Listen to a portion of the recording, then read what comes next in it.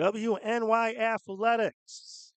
We're from Carroll Stream, Illinois, as we're proud to present this 2025 NABF Charlie Blackburn Major World Series.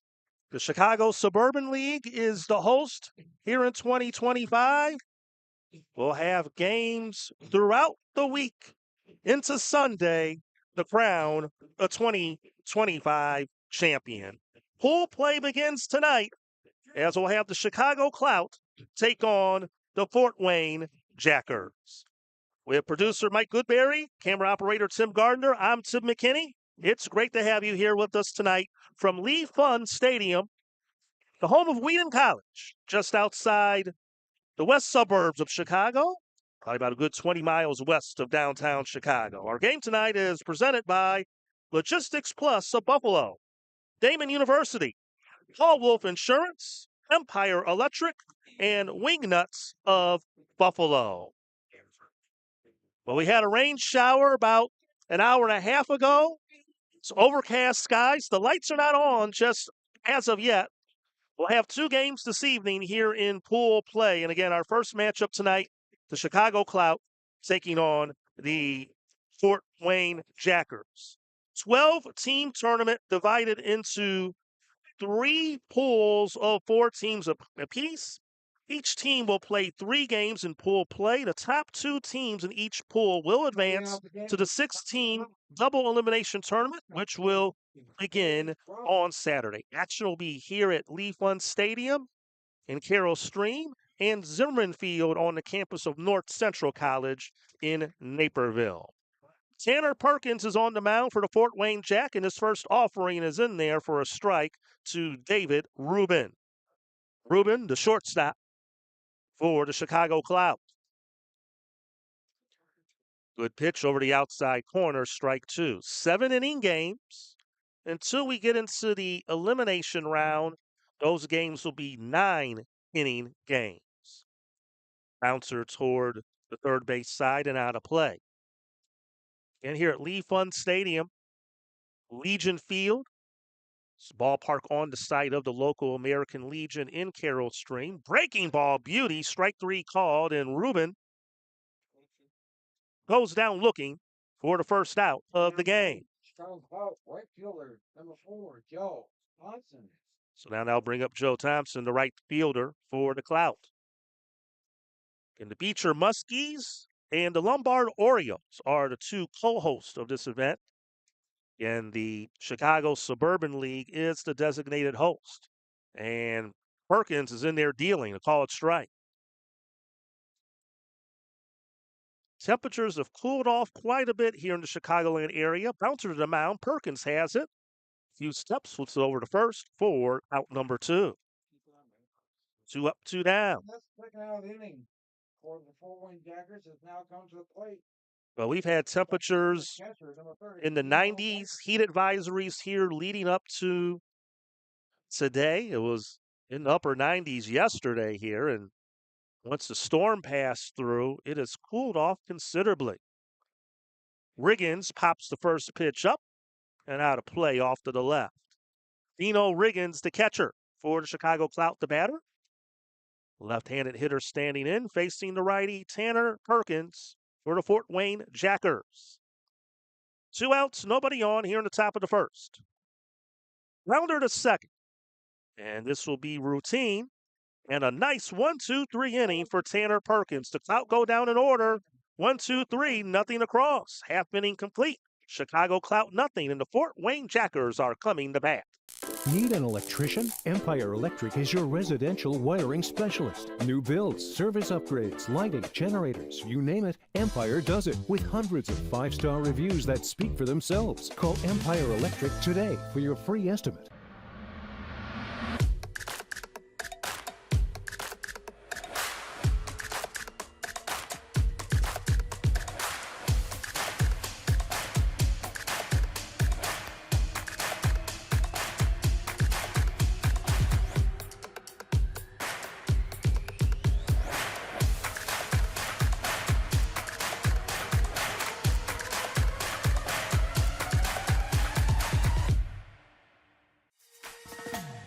Explore your next idea. Blaze new trails. Imagine new ways to do things. What will you do next? And welcome back to Carroll Stream, Illinois, as we head to the bottom half of the first inning. Opening game of this 2025 NABF Charlie Blackburn Major World Series. Pool play competition here. Fort Wayne Jackers. They'll step to the plate for the first time here in this contest tonight. And they'll be facing on the mound Trevor Brumstead, right-hand pitcher. Has a ghastly-looking beard up there on the mound.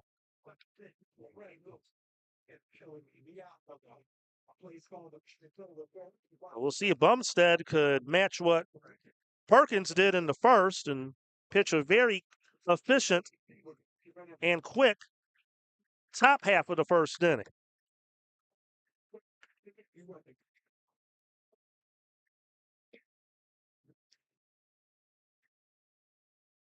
But each of these teams are in Pool A of this tournament.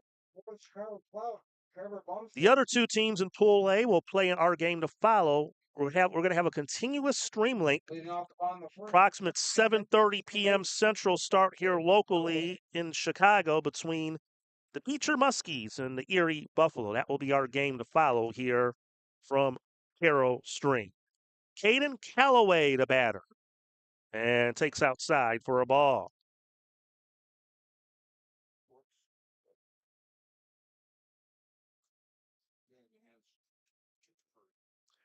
Bouncer past third and out of play.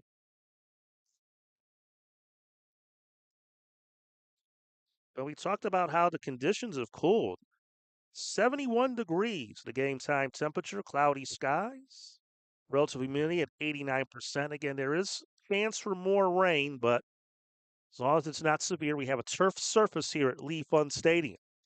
There's a strike called, 1-2. But again, I'm surprised with it being overcast that they don't have the lights on just yet. 330 down the lines, 365 in the power alleys, 395 to dead center, and a high heat swing and a miss. And Callaway goes down swinging for out number one.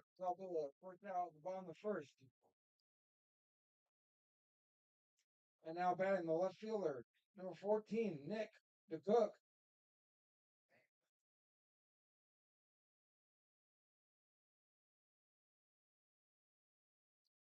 So now, here's DeCook batting.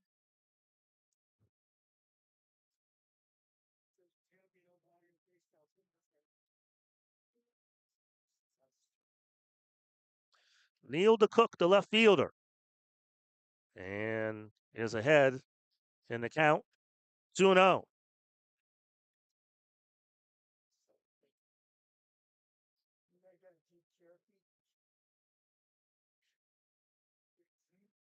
That one laced in the right field. It's going to fall in for a base hit. So DeCook, a single to right, and that's our first hit of the ball game. The Clout will have Fort Wayne, center fielder, number 17, Evan Larson. Matt Kucharski in left, Mike Farman in center, Joe Thompson in right.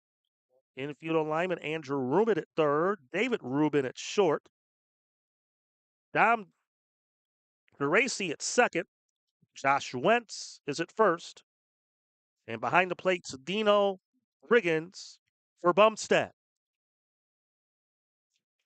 0-1 to count to Farson, and he pops this one back behind the plate, and it will drift out of play.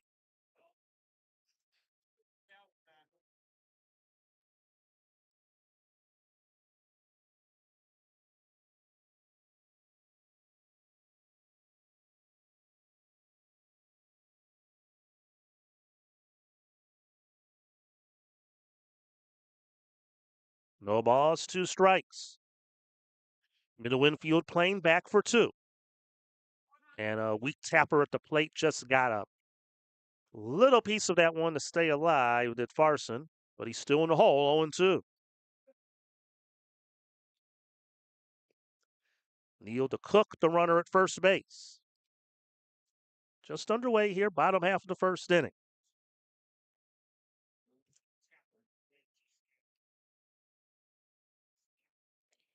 Now ready, here's the pitch. Fastball high by Bumstead, 1-2. But again, if you're out in the Chicagoland area, come on out all weekend. Admission free to all the action.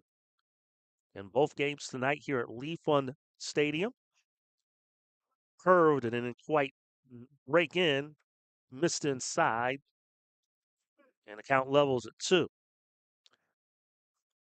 And then 11 a.m. Central, the action will begin. Split action between this ballpark and then I'll be over at North Central College. To the mound. 1-6. And 3. They get the double play. Beautifully done. Bumstead to David Rubin to Josh Wentz. And they turn the 1-6-3 double play. No runs, 1 hit, no errors. No. After 1, we're scoreless.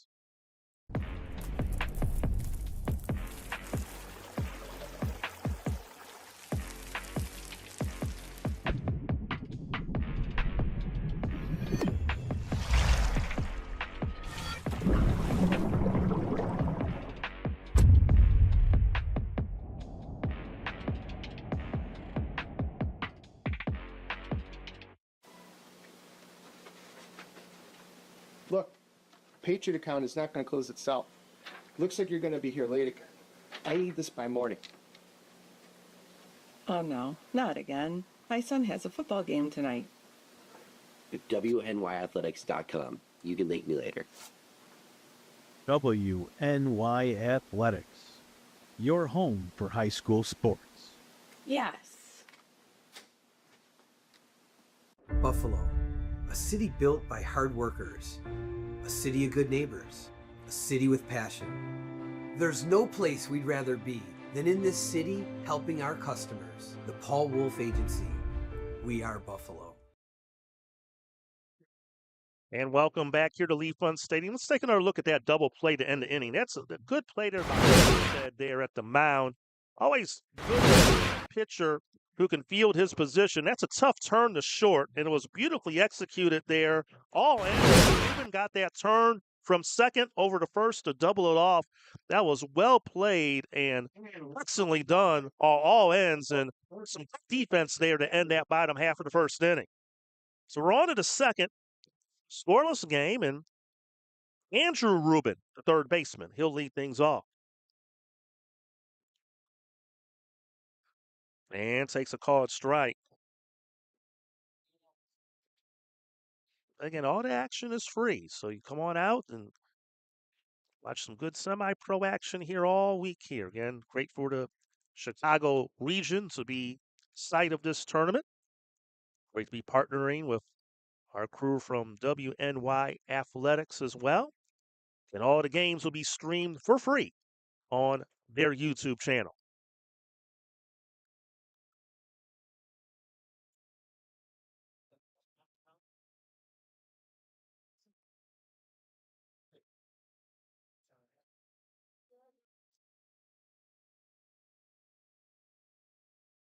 Two one pitch.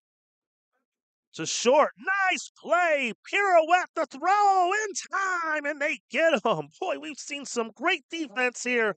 Beautifully done by Spencer McGee at short. And let's take another look at that if we can. I mean, this is just an outstanding play. To his left, from a knee, 360. Outstanding defense. We've seen some great plays early on. So Rubin retired for out number 1, and here's Josh Wentz, the first baseman, and he takes a ball. But Chicago Clout looking for their first hit. Tanner Perkins, 4 up, 4 down so far.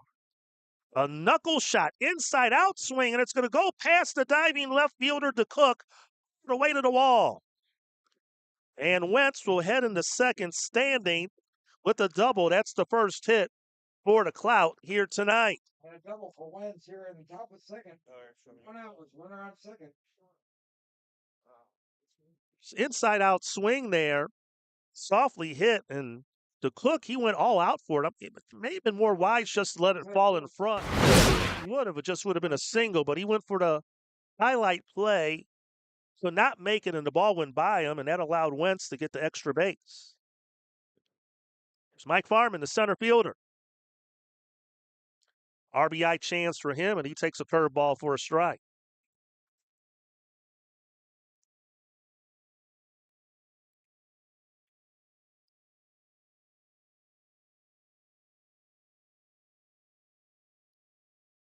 Fouls that pitch back and out of play.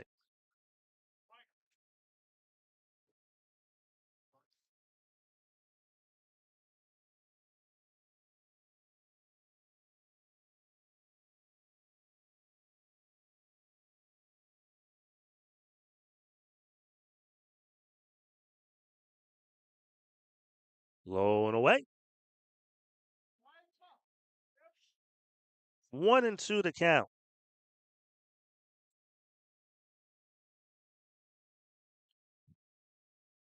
Early chance here for the Clout to get on the board first. Here's the pitch. Foul tip. Still alive as Tucker couldn't hang on to it behind the plate. And the count holds at 1-2.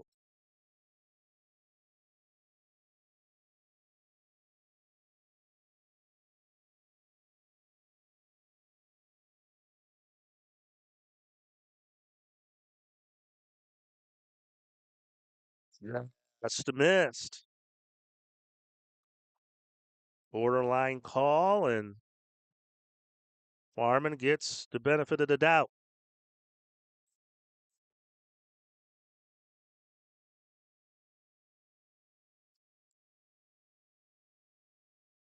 And down he goes looking for strike 3. The second of the inning. Now batting. So a big strikeout there for Perkins. And out number 2. Getting this pull play setup, winning this first game is always very important just to get a jump start ahead of the other 2 teams playing next in the pool.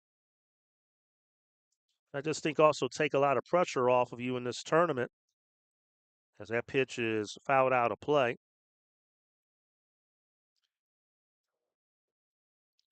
Tariq Subo, the batter. He's the designated hitter.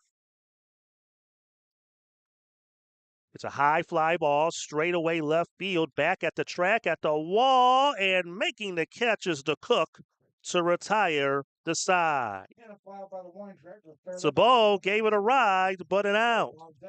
So the 1-out double goes for the Clout. No runs, a hit, no errors, 1 left. We'll head to the bottom of the second. No score. Need an electrician? Empire Electric is your residential wiring specialist. New builds, service upgrades, lighting, generators, you name it, Empire does it with hundreds of 5-star reviews that speak for themselves. Call Empire Electric today for your free estimate.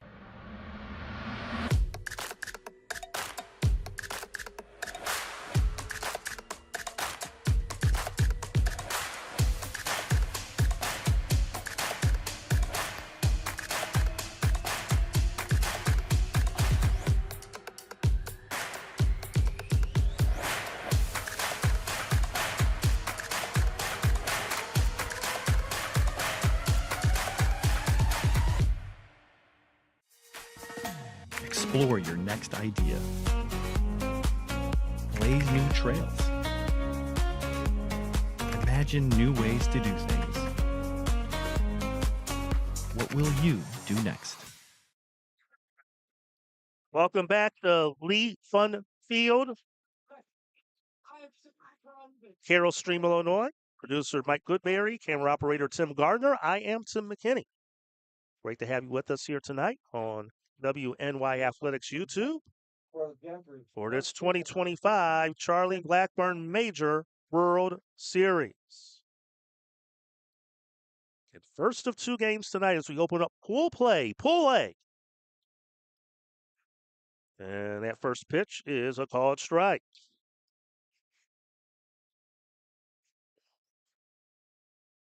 Coughing the batter. And that's a fly ball down the line toward right. It's going to bounce in fair and all the way to the wall. Coughing will head in the second easily with a stand-up double to lead things off. Double down the right field line leads off for the Jackers. As runner on second And base, again, no outs. just kind of Shortstop, number 0. got it off the bat well and just found the right spot. And a long run there and right, but no chance for Thompson to get it.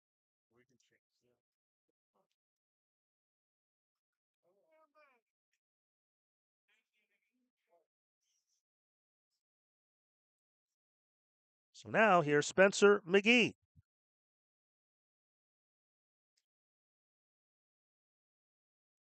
And fouls that first pitch out of play. And it's starting to get a little dark out here now. And again, I'm really surprised that they don't have the lights on at this point. You know, it's been overcast throughout. You know, sun doesn't set until probably close to about 7:45 now here in the Chicagoland area, close to 8 p.m. But still just how the conditions are. I'm just surprised the lights aren't on right now as there's another foul ball. Slight breeze blowing in, kind of swirling toward right field. Runner at second, nobody out.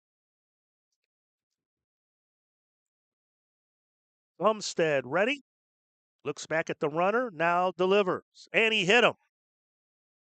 McGee gets hit by the pitch. And now the Fort Wayne Jackers have something going here. First and second. No outs. Nobody out. The plate will be third baseman, number 30, Noah Perkins. So now here's Noah Perkins.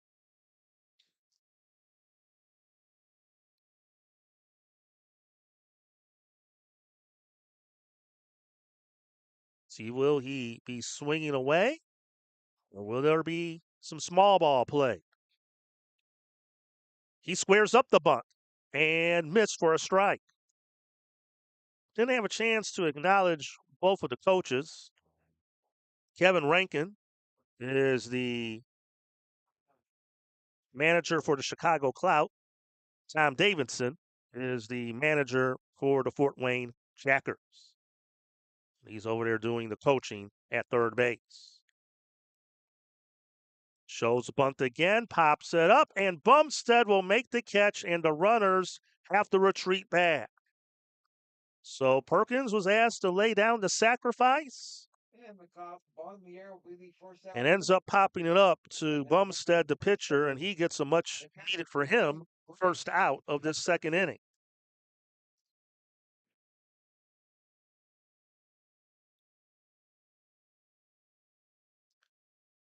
So now here's Bryce Tucker.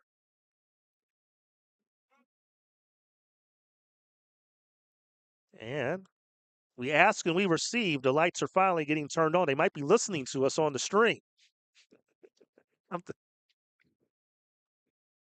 I know the electricity is going up here in Illinois, but we can save. You know, we can turn some lights on if we need to, and it's now I think much needed with those dark clouds circulating around the ballpark.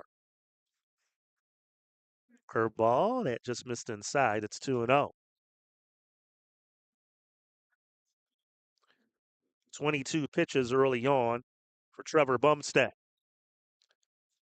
And infield playing back, double play depth all the way around.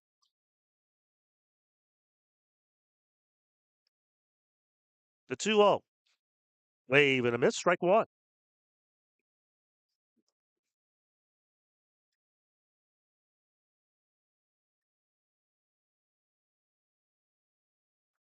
And we're scheduled to go 7 innings.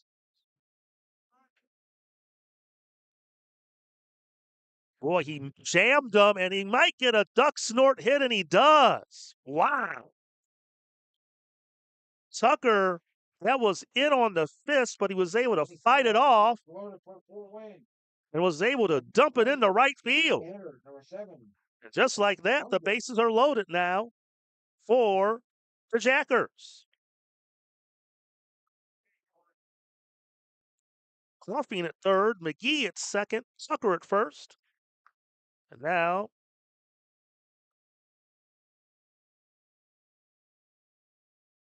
that's going to bring up Tristan Sprunger.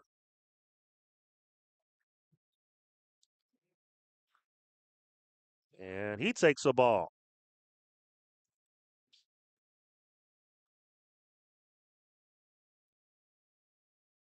Sprunger, he's the designated hitter this evening for the Fort Wayne Jackers. Takes outside for ball 2.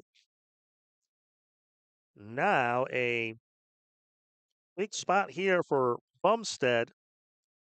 Down 2-0 and nowhere to put Sprunger. From the windup. Misses outside, ball 3. And now we'll see if Sprunger is just taking all the way, since now Bumstead has lost a little command of the strike zone. 3-0, takes all the way, and it's a strike.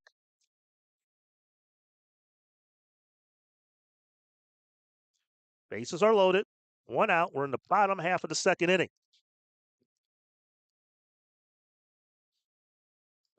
And the 3-1. Swing and a miss. And a good job here by Bumstead to fight back in this at bat. The count runs full.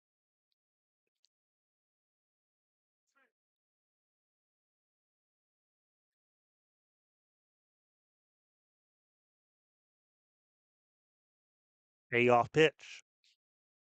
Line in the left center field. That's going to fall in for a hit. Fiend will score. Comes from McGee to throw us offline, and he scores. 2-run single for Bryce Tucker, and the Fort Wayne Jackers take a 2-0 lead. Jackers leading 2-0. Now at the plate for Fort Wayne, the left fielder, number 34, Jazz Bellman. So now that will bring up Bellman.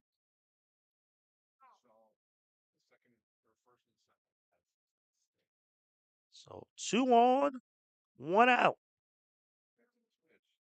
Bellman takes a breaking ball in for a strike. Let's go take a look at the RBI single time by Bryce Tucker. Good solid contact in the left center field. And that throw to home was offline for the second run to score. Live action. Back to the mound. They throw to third for 1. Relay! And not in time. They nearly turned the 1-5-3 double play, which is a rarity. It's a tough double play to turn, and they nearly pulled it off. But on the play, Sprunger will advance to second. Tucker forced out at third. Bellman aboard at first. So that's a fielder's choice. And now back to the top of the order, and Caden Calloway struck out his first time up and takes a called strike. But again, for been some good defense here early on in this early part of this game. These infielders have made some good plays on both sides. That pitch missed high, and count's now even at 1.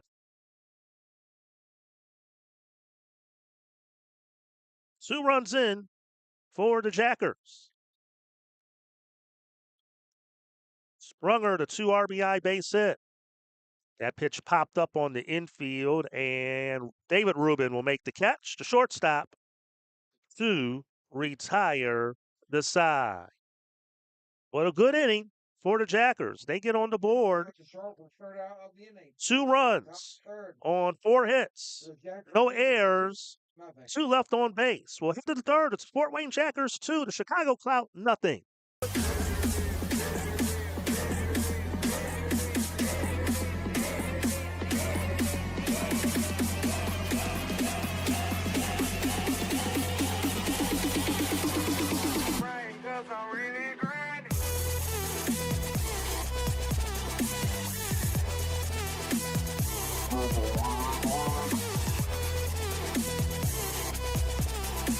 Are you an AD struggling to keep up with the social media needs of your teams? Check out Box Out Sports, a platform used by colleges and high schools all across the country. It's a true plug-and-play system where in less than 30 seconds you have access to over 1,000 templates that include your colors, your logos, and your information to highlight your student athletes. If you're interested in learning more, go to boxoutsports.com today.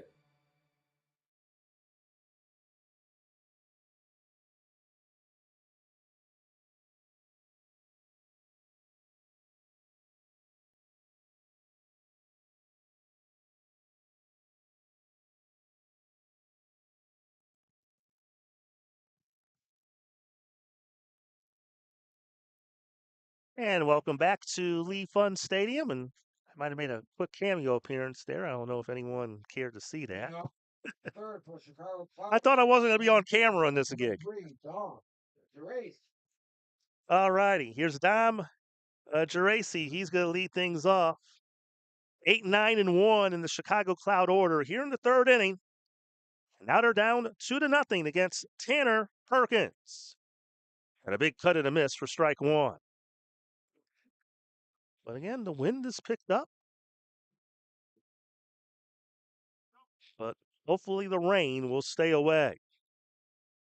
Pitch fouled out of play off to the right.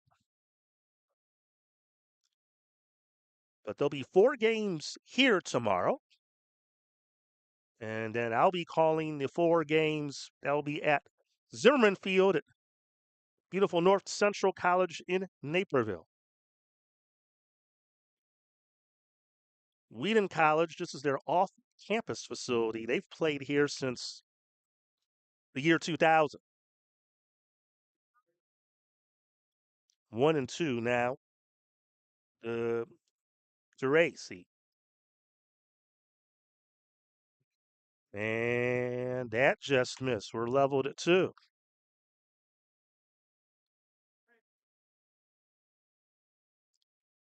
Perkins quickly working. Bouncer past third and out of play. But both of the programs and the fields, they're both NCAA Division III programs.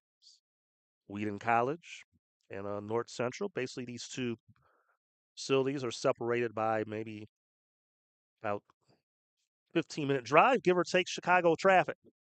Skyfly ball on the infield right side, and it's playable and caught by Callaway at second for the first out of the third inning. Now at the plate for the Clout, the left fielder, number 41, Matt Kucharski. So here's Matt Kucharski, the left fielder. Low pitch count here for Perkins. Swing and a miss, strike one. And it's good when he can get ahead of the batters like that. He's had good command here, good location here this evening. That one laced in the center, forcing on the run. In front of the track, makes the catch for out number 2. Sounded good off the bat, but then that wind just knocked it down immediately, and it ended up being a routine play for Forson. Evan Forson out there in center field. So back to the top of the order, and David Rubin, the shortstop, struck out his first time up and takes ball 1. 31 pitches thrown so far by Tanner Perkins with 2 outs here in the top of the third inning. Very efficient thus far. And looking very comfortable with the 2-0 lead. And the pitch. Missed high, ball 2.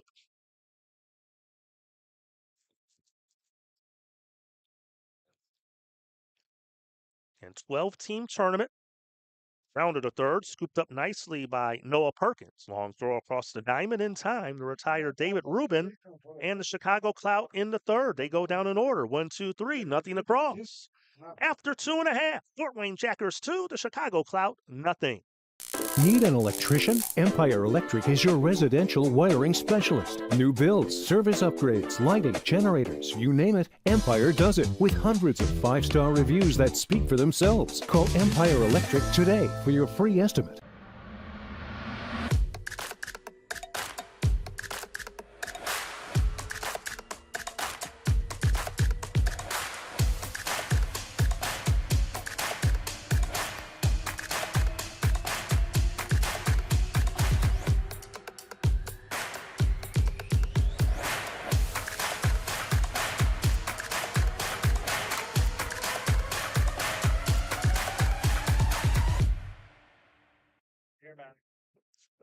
Welcome back to Lee Fun Stadium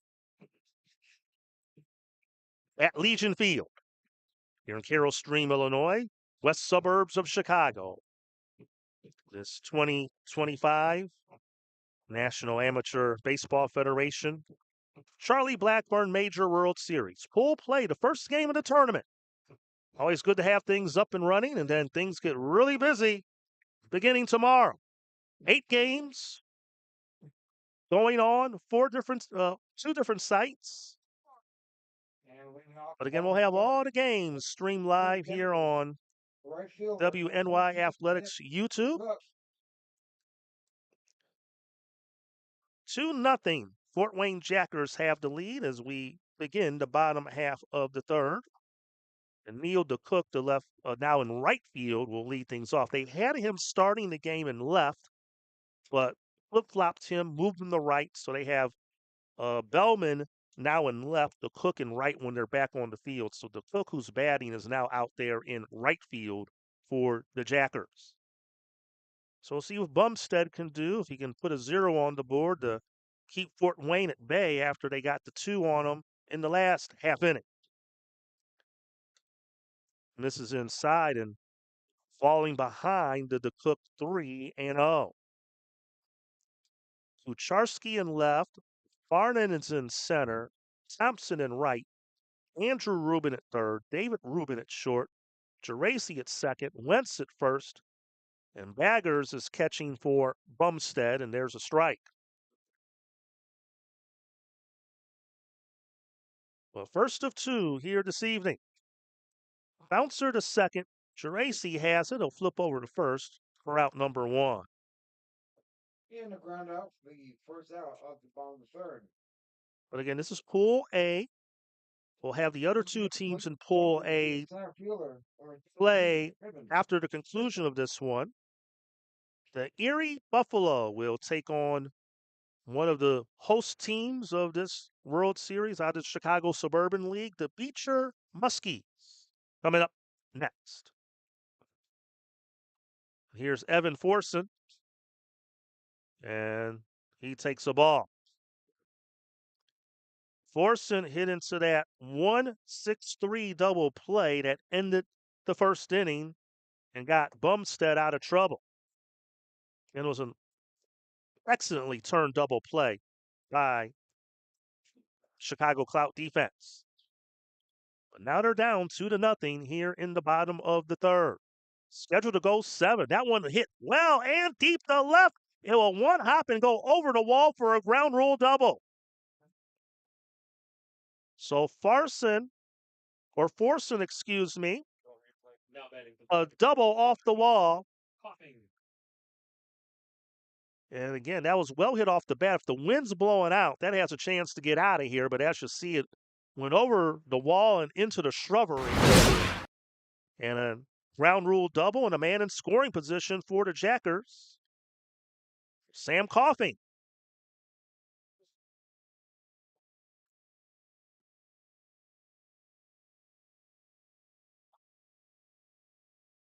Seth Coughing, he doubled his first time up. And the Jackers looking to add to their lead. Turn towards second, runner back. They have 6 hits on the evening. They didn't put that last hit on the scoreboard, but they should have 6 hits now, do the Jackers. As that pitch is fouled out of play off to the right.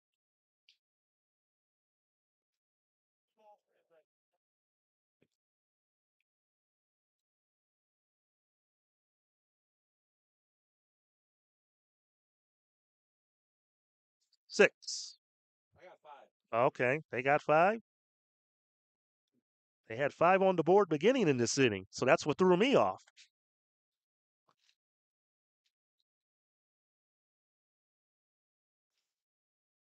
Rounder to third. Andrew Ruman throws to first in time for out number 2. Now batting, 00, Spencer McGee. And after going through my sheet, it's correct. I was just following what it had on the board because the board did have 5, but it is actually 5 hits. So, yep, we're all good. 2 runs, 5 hits.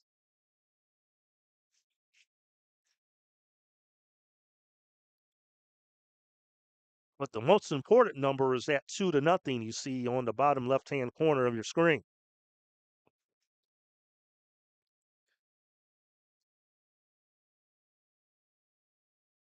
McGee got hit by a pitch and scored, and he drills one toward the left field corner, but just foul. Boy, he hit that one deep down the line toward that right field corner and was fouled by about a foot.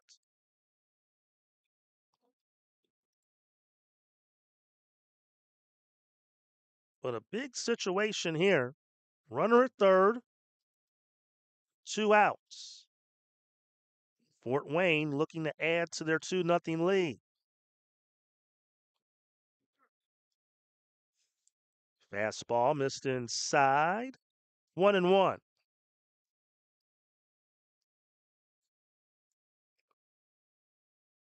Again, anything at the plate, Baggers needs to knock down.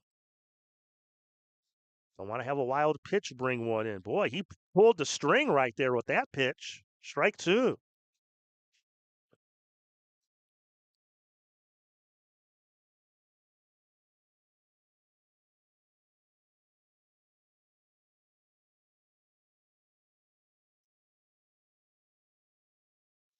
Bouncer to the mound, off the glove of Bumstead.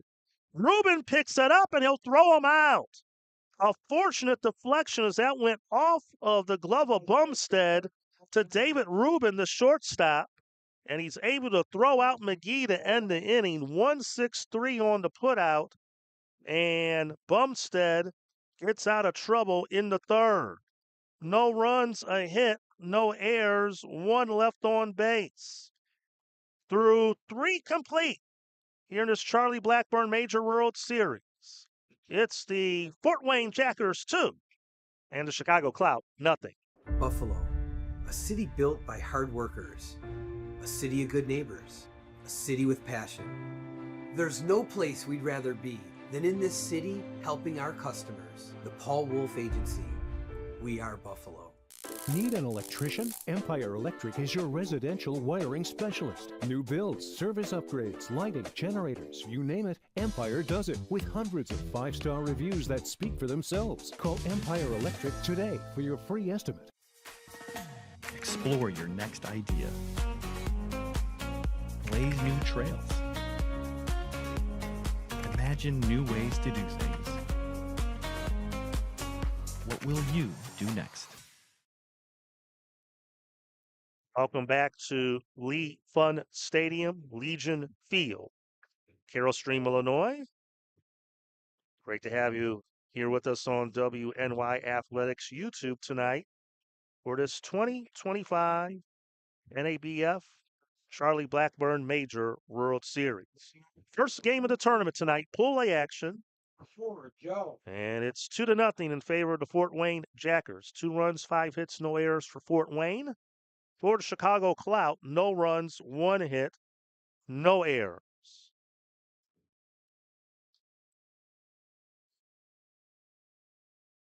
And it's going to be Joe Thompson, the right fielder, leading things off. And he has a count of 1 ball, 1 strike from Tanner Perkins, who has looked very impressive through 3 innings. He's only allowed the 1 hit. Thompson tapped out to Perkins his first time up. He only hit a Josh Wentz double in the second with 1 out.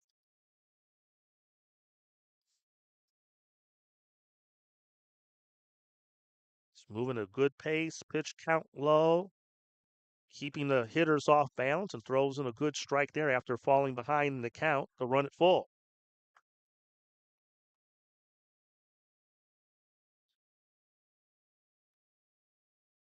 Slow bouncer, and that's off the glove of McGee. He had to charge in quickly, trying to get Thompson. out there at first. We'll see if they'll rule that a hit or an error. They will give Thompson an error over at short. So our first defensive miscue of the day. E6. And now here's Dino Baggers.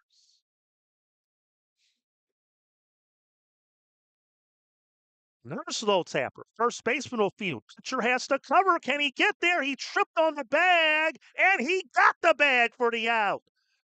Hopkins. Set coughing. We can take a look at that one again. That's a tough play. It was slowly hit. And we won't be able to look at it, but it was slowly hit, and that was a great play by Perkins to hustle over there to cover the bag for the out. 3-1 on the putout. Thompson to second. There's a grounder to short. Oh, and it's booted again. McGee, his second error of the inning. And Robin reaches one out. The runners on first and second. Now at the plate for the Clout, the first baseman, number 12. So a pair of errors as Andrew Rubin reaches on that miscue. Have given the Clout a good opportunity to scratch their first runs on the board here tonight. And Josh Wentz, who got the only hit off of Perkins, is the batter and takes a strike. Had a one-out double in the second and was stranded there.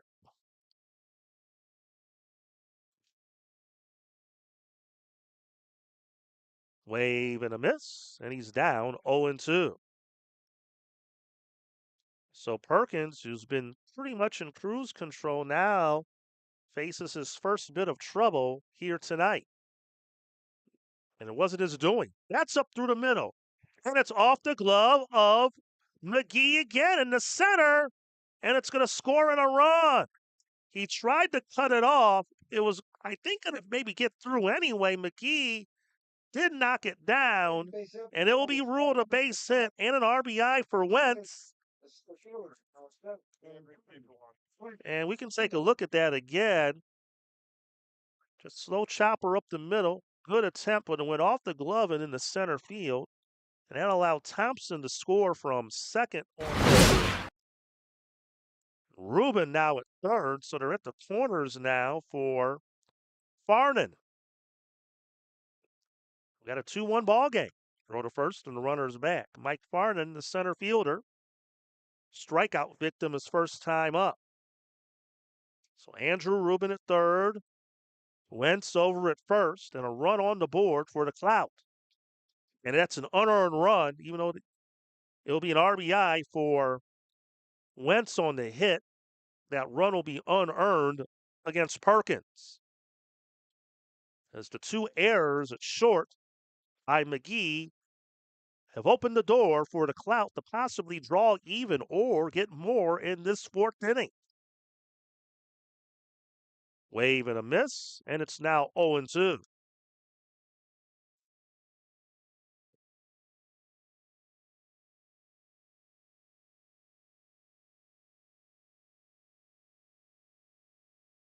Perkins ready. Now likes the sign. Here's the pitch. Runner goes from first, and they will not throw. It'll be a stolen base for Wentz. As Zucker behind the plate did not want to take a chance, possibly believing that it could have been a game of cat and mouse and the runner from third would have taken off. But never mind that. Big strikeout by Perkins for out number 2.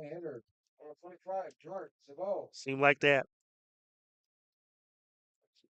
stolen base didn't bother him, and he threw a good fastball that Farnan had no chance for. So here's Tariq Subo, and that one gets away from Tucker, but not far enough for the runners to move.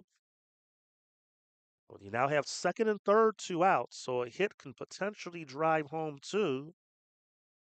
But Tanner Perkins looking to limit the damage.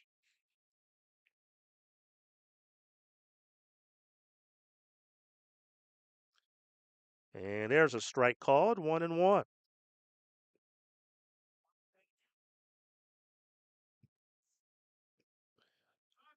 Subo flied out the left his first time up and hits a lazy pop fly, straight away center. And Evan Forson's underneath it. He'll make the catch to end the inning. But an unearned run gets on the board for the Clout. 1 run, 1 hit, 2 errors, 2 left on base. We'll head to the bottom of the 4th, and it's now the Fort Wayne Jackers 2 and the Chicago Clout 1.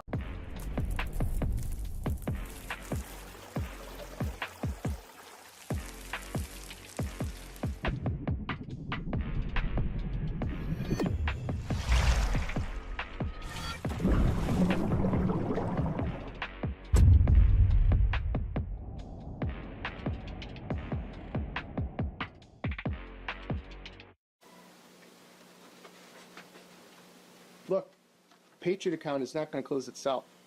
Looks like you're going to be here late again. I need this by morning. Oh no, not again. My son has a football game tonight. WNYathletics.com. You can thank me later. WNY Athletics, your home for high school sports. Yes. Buffalo, a city built by hard workers, a city of good neighbors, a city with passion. There's no place we'd rather be than in this city helping our customers. The Paul Wolf Agency. We are Buffalo. And we open up the bottom half of the 4th inning, and Noah Perkins will lead it off for the Jackers and takes outside for a ball. We got a 2-1 ball game now. Trevor Bumstead pitching for the Chicago Clout and delivers a strike. It's 1-1. Then we'll have the Erie Buffalo taking on the Beecher Muskies coming up next. That's a 7:30 p.m. Central start. Wave and a miss, strike 2.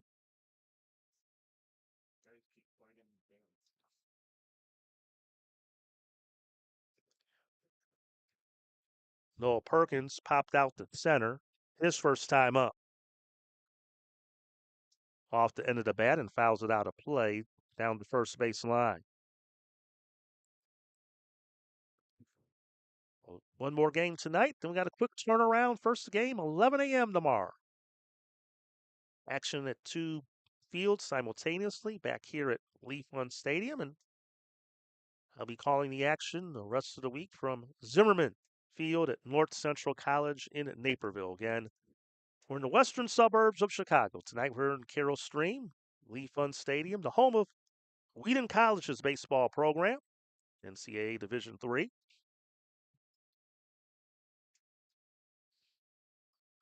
In the Chicago Suburban League, the host of this year's major Division World Series.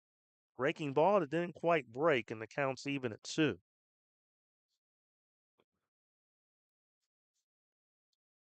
But despite the overcast skies, it's been very comfortable out here this evening. Might get a little more chillier once the sun sets. Expected to get down to about the low mid 60s as we get into the evening hours. 71 at game time. After the days of scorching hot weather here in the area.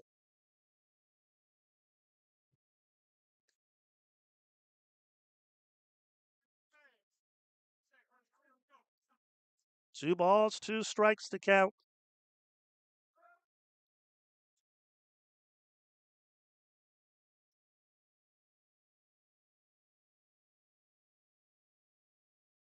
And now ready's Bumstead. Pitch fouled out of play off to the right.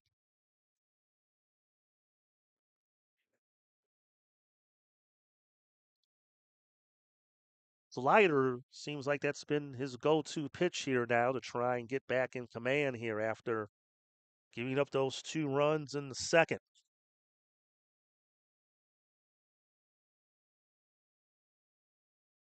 Inside out swing, and that pitch fouled out of play to the right, and Perkins is battling in this at bat.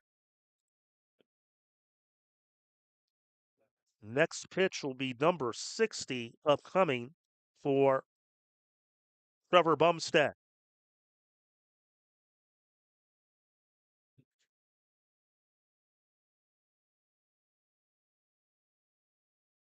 Did he hold up? Boy, that's a good eye right there by Perkins. They will appeal, but the first base umpire said that Perkins held up. We have a 3-man umpiring crew.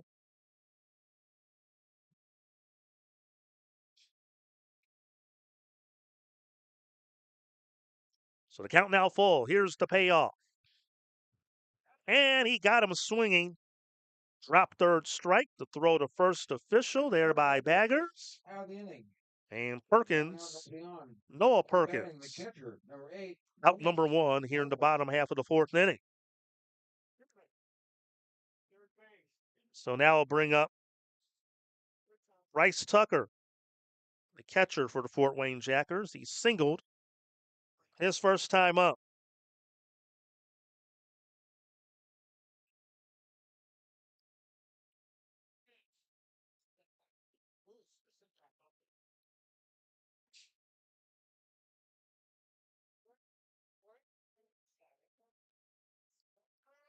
And the first offering from Bumstead. And that one just missed low for ball 1.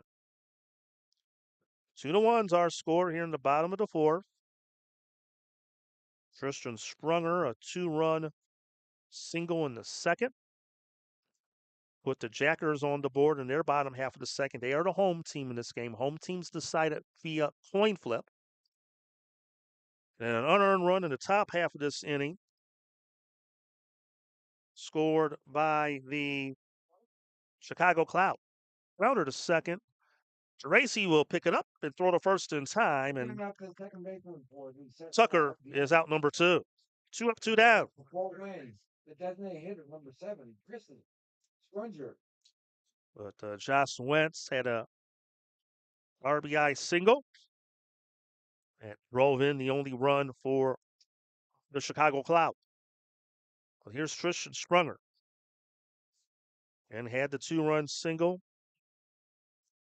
Flare to right that put the Jackers on the board, and takes a strike called here.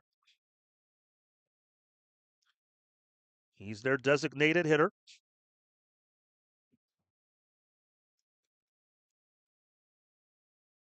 And there's a strike. And it's 0-2.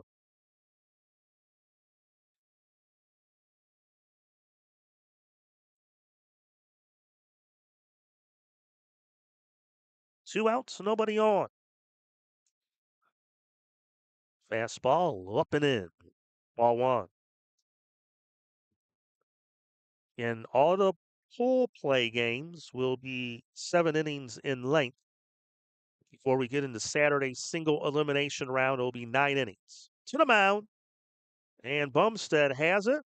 And he'll just take it himself to first, unassisted, for the 3rd out, the retire to side. 1, 2, 3. Go the Jackers in the 4th. On to the 5th. Fort Wayne Jackers 2, Chicago Clout 1. Back after this.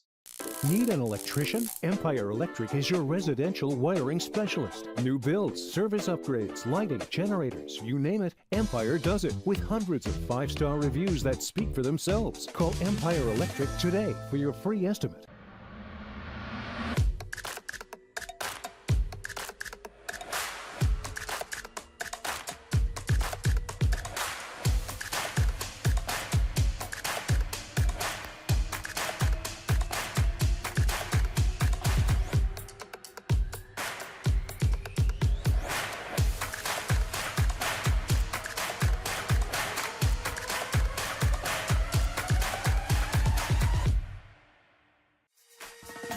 Explore your next idea. Blaze new trails. Imagine new ways to do things. What will you do next? And welcome back. So we head to the 5th inning. First game of this Charlie Blackburn NABF Major World Series pool play action. Mike Goodberry, our producer, Tim Gardner, our camera operator. I'm Tim McKinney. Great to have you with us here this evening. We'll have one more game to follow. 7:30 p.m. Central start approximately. The Erie Buffalo taking on the Beecher Muskies in our nightcap of this twin bill here to open up tournament play. Pool A action beginning here tonight. And then we'll have a lot of action beginning tomorrow. So here's Dom Geraci. He'll lead off this fifth inning for the Clout. Flied out the second. Will hop up on the infield as only time up. And takes a called strike from Perkins.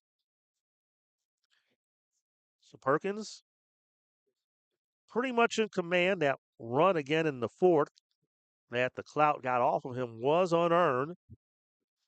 And he was able to do a good job to work around it because the Clout did have a good chance to tie or maybe take the lead, but Perkins was able to work around the two errors and limit the damage just to one run. He'll face 8, 9, and 1 in the Clout order here in the fifth.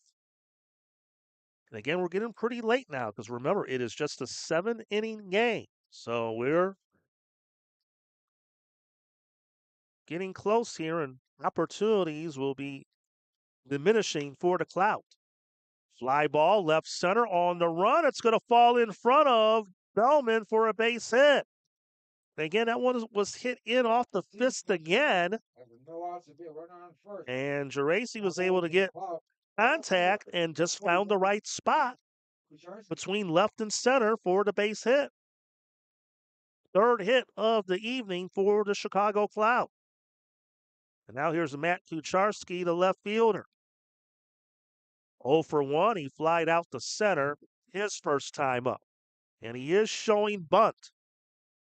Gets the bunt down. First base side. They're going to let it roll. And it does go foul at the last second. Coughing puts a glove on it. That was a good effort there, especially how to bunt on these surfaces as well. And for a while, it looked like that ball was going to stay fair all the way to the end, but it did eventually roll foul, and Coughing swiped it away quickly. But again, he got a close game here. Clout down a run, trying to potentially manufacture the tying run. We'll see if the bunt is still on. He does square up, takes a ball, snap throw. They have the runner caught between first and second in a rundown.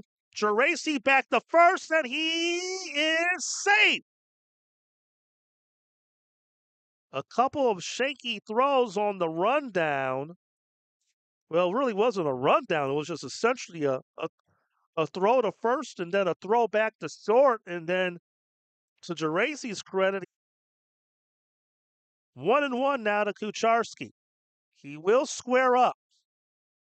Bunt down in front of the plate. Bare hand pickup by Tucker. And the throw to first is in time for the out. So Kucharski gets the job done. And now batting for Chicago Clout. And Geraci advances to second. Top of the line, the shortstop, number 5, David Rubin.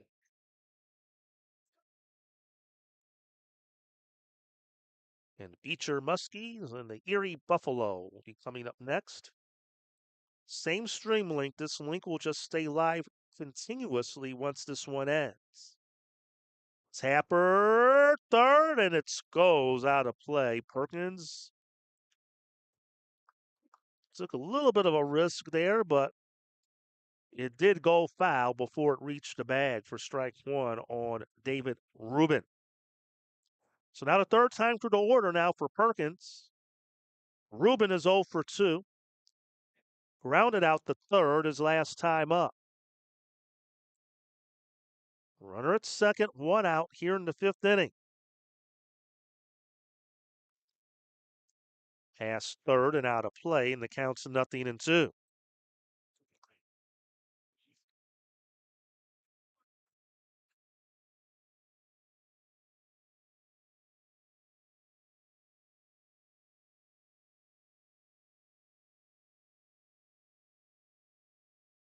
Perkins set.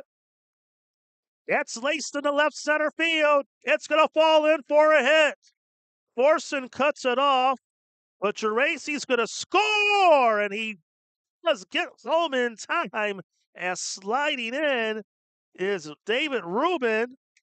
They called him out, but did the run score? Yep, he did get in. There's only one. That's the second out of the inning. But if there would have been 2 outs, that would have been very risky. There might have been a chance that run may have not accounted. But the run does score. So it's now a tied game at 2. And there's 2 outs in the inning. Nobody on. And here's Joe Thompson.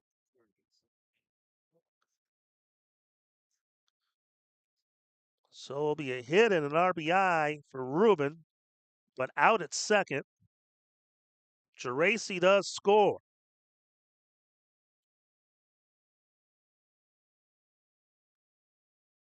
Fly ball to left, shallow, and it's going to fall in front of Bellman for a hit. He did charge in quickly, but then once he realized he was not going to make the play, laid off and just let the ball drop in front of him and took that bounce off the turf. So Thompson, a 2-out hit.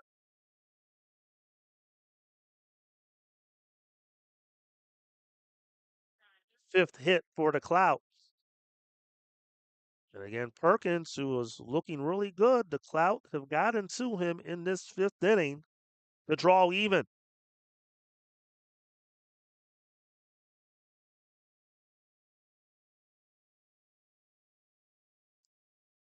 Dino Baggers, the hitter. He's 0 for 2.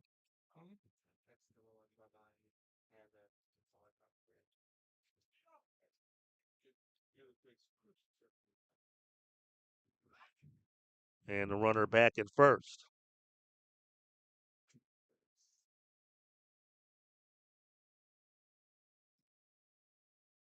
So we have a brand new game. We're deadlocked at 2 here in the top of the 5th inning.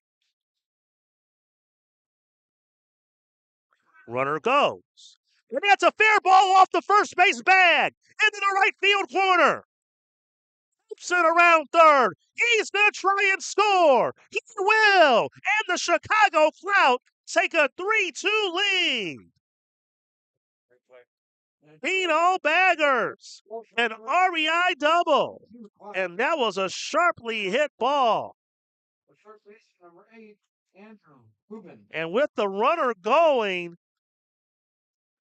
Thompson was able to score easily. Ricocheted off the bag into the right field corner.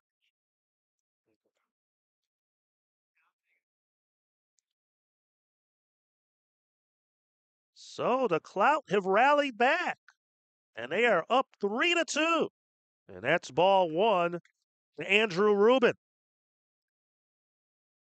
Reached on an error and was stranded at third his last time up. He's 0 for 1 on the day.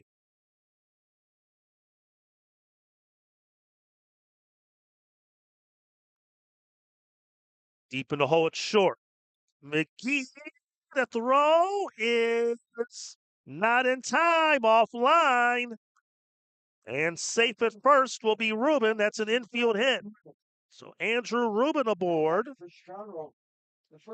And now the Clout have runners at the corners, and things have turned around very suddenly in this ball game for the Chicago Clout. A pair in this inning to take the lead. Runner goes, and they'll let him steal second uncontestedly. Will Andrew Rubin as Wentz takes ball 1. Wentz had the RBI hit that put the Clout on the board in the third. He's 2 for 2 on the day. Swing, and I don't know if he got a piece of it. I think he might have fouled it off himself, or did he get hit? I think it was a foul ball. He did tip it off his body, and they're going to give him some time to shake that off.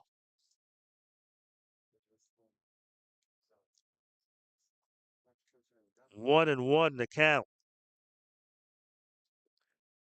And Tanner Perkins now up to 71 pitches.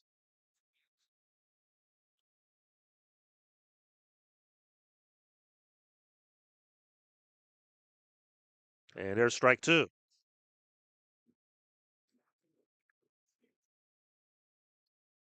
Well, I guess for the opening game of the tournament, we got a good competitive game here. 3-2. Up the middle, that will get through for a base hit. Baggers will score. Here comes the second runner, Ruben. He'll score. And the Clout, a huge 2-out rally, and they add insurance to their lead. They lead it 5-2.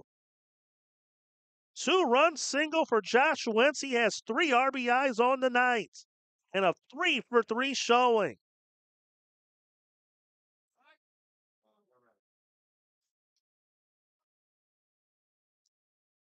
So now here's Mike Farnan.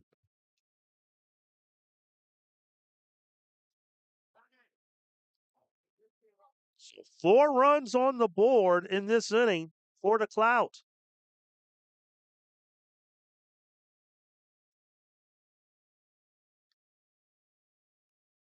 Inside out swing, and that's fouled out of play toward the right. Farnan 0 for 2, a pair of strikeouts.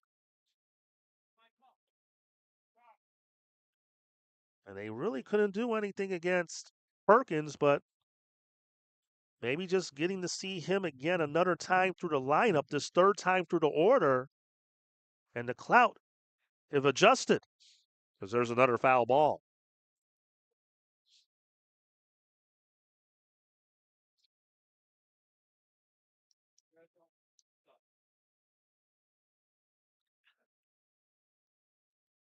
One on, 2 out, 4 in. Swing and a miss. That's strike 3, and that will end the inning. What a big top of the 5th for the Chicago Clout. They score 4 runs, and they do so on 6 hits. No errors, and 1 left on base. We'll head to the bottom of the 5th. The Clout have the lead for the first time tonight. They lead the Fort Wayne Jackers 5-2.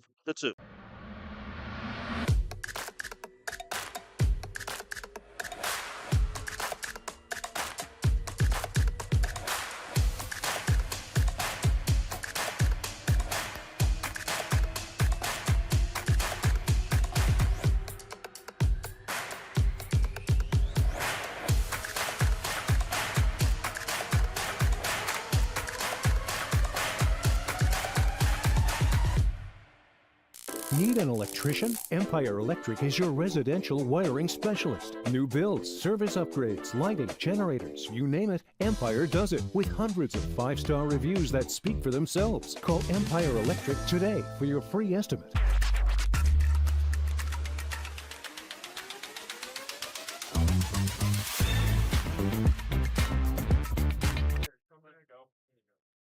And welcome back to Lee Fund Stadium, Carroll Stream, Illinois. So now the Fort Wayne Jackers will come up to bat for the first time this evening, trailing. 5-2 is our score. A big 4-run top of the 5th for the Clout. And we'll see what Trevor Bumstead can do with the lead. And that first offering is a ball.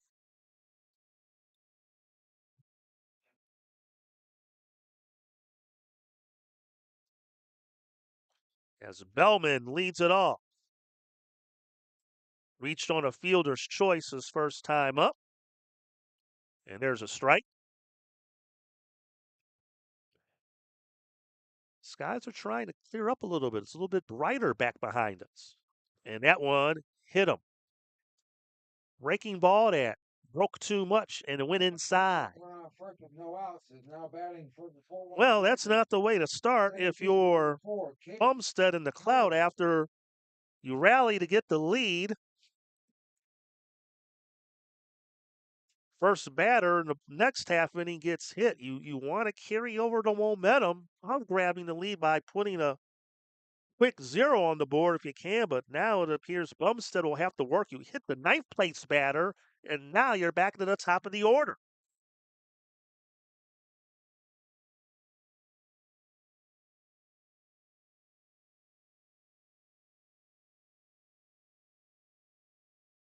Hayden Callaway.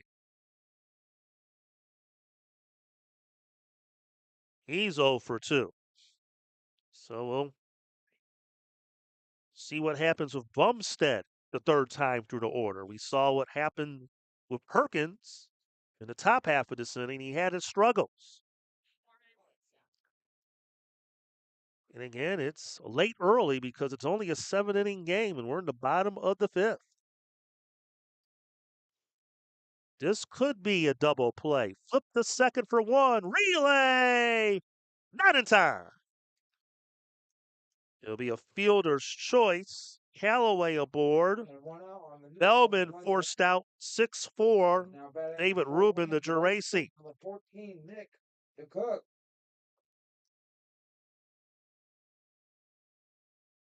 So now here's Neil the cook. He's 1 for 2, grounded out to second, his last time up. Runner at first, 1 out here in the bottom of the 5th inning. And the cook takes a called strike. Bumstead now at 75 pitches.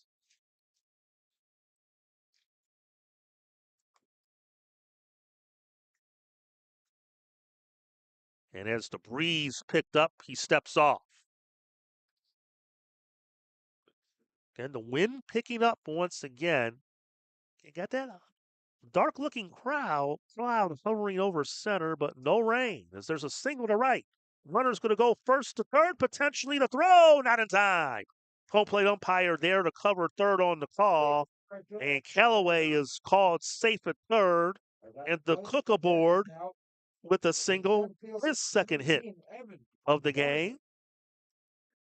And now the Jackers looking to answer back. They're at the corners, 1 out, and Evan Forson will come up representing the potential tying run.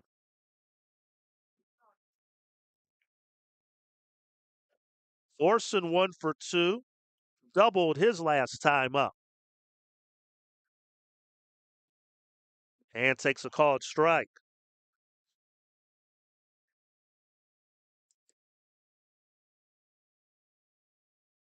Oh, another critical moment here in this whole A game. Breaking ball. It didn't quite break. They'll throw. Now they have the man caught up in a rundown. They'll toss, get the out at first. But on the plate, Callaway scores from third. And that's the risk of making that throw. As we saw when the Clout were batting, the Jackers did not throw when there were runners to corners. They did try to throw, and then the runner, the cook, who was called out, just slowed up on his way to second just to begin the rundown, and they just basically stole a run right there. You gave them an out, but they did get the run to make it 5-3. So there's 2 outs, nobody on. Forson, a wave and a miss, and the count's even now at 2.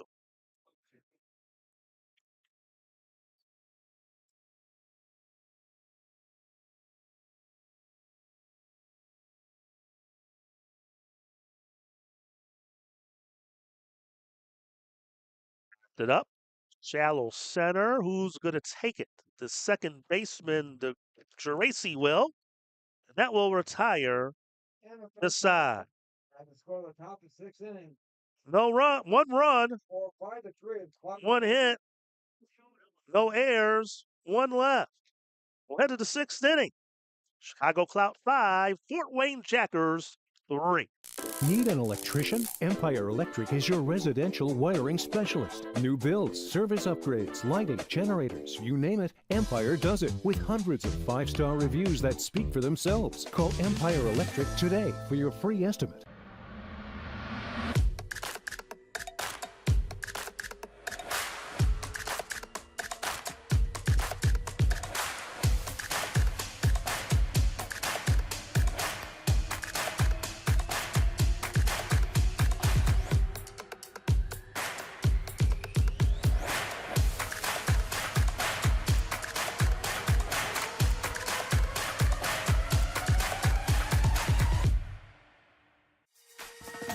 Explore your next idea. blaze new trails. Imagine new ways to do things. What will you do next? Tim McKinney back here at Lee Fun Stadium, Carroll Stream, Illinois. Good ball game to open up this 2025 NABF Charlie Blackburn Major Division World Series. Full play action. And the Chicago Clout enjoy a 5-3 lead on the Fort Wayne Jackers.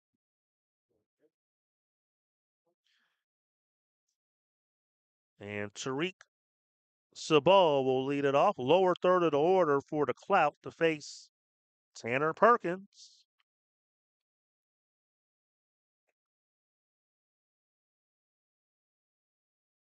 Two 2-0. 5 runs, 8 hits, no errors for the Clout. 3 runs, 6 hits, 2 errors for the Fort Wayne Jackers. And there's a strike, 2-1. And game 2 of our opening night doubleheader coming up next. Nice breaking ball to level the count at 2. Our tournament co-host, the Beecher Muskies, will take on the Erie Buffalo. And he got him. Strike 3 called. And Subo knew it. He goes down looking for the first out of this 6th inning. 23, Dom. Race.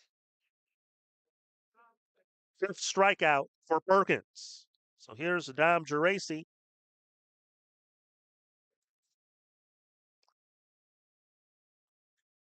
One for 2, singled and scored his last time up. Lays a bunt down. He may beat it out. Perkins' bare hand throw is in time. He got him. And a nice play by the pitcher, the second out of the inning. Excellent play by Tanner Perkins. I thought he was going to beat that out with no problem, and Perkins just threw a bullet barehanded to get him. 2 down in the inning. So now here's Matt Kucharski. 0 for 1. Sack bunt his last time up. And it's a fly ball to right. The Cook swinging around. Made the catch. He was twisted around in circles. Went to his right and had to spin around to his left. At the last moment, somehow was able to make the grab. 1, 2, 3, go to Clout here in the 6th. We'll go to the bottom half. Chicago Clout 5, Fort Wayne Jackers 3.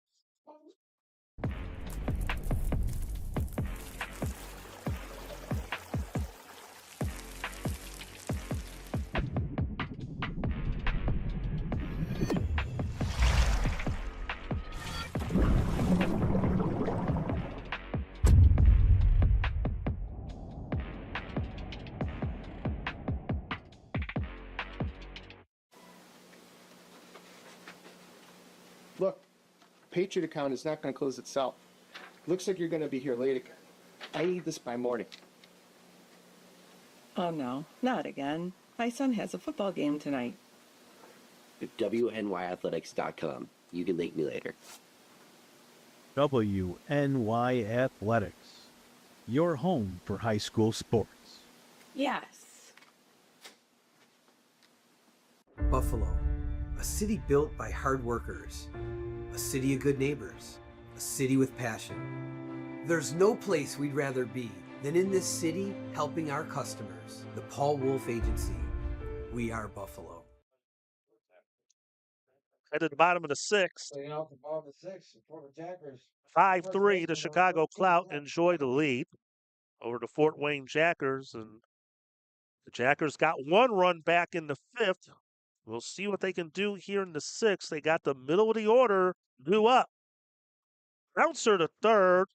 Backhanded long throw. And in time, 40 out. Good play there at third by Andrew Rubin.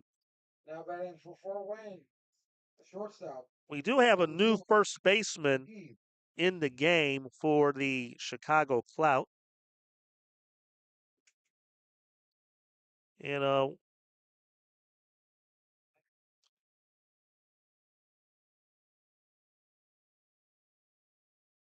see if I can get you that in a moment. It's number 18 is now the new third baseman. That is, looks like Aaron Vertano, I believe that is who's over there, as you see the second out of this inning. And what Bumstead needed, 2 quick outs.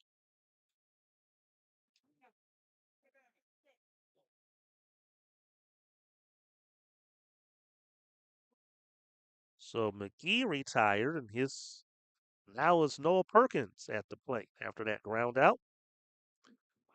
This will help the pitch count because he was getting up there early on. He's now at his pitch upcoming will be pitch number 85. So he's going to be probably in good position to finish this off in the 7th. And you're going right through the middle of the order and could have possibly a potential 1-2-3 inning if he can retire Perkins, who is 0 for 2 here tonight. He struck out his last time up. Perkins fouls it off the backstop. And it's 1-2. 2 outs, nobody on. Beecher Muskies are warming up to our left. They'll play next against the Erie Buffalo.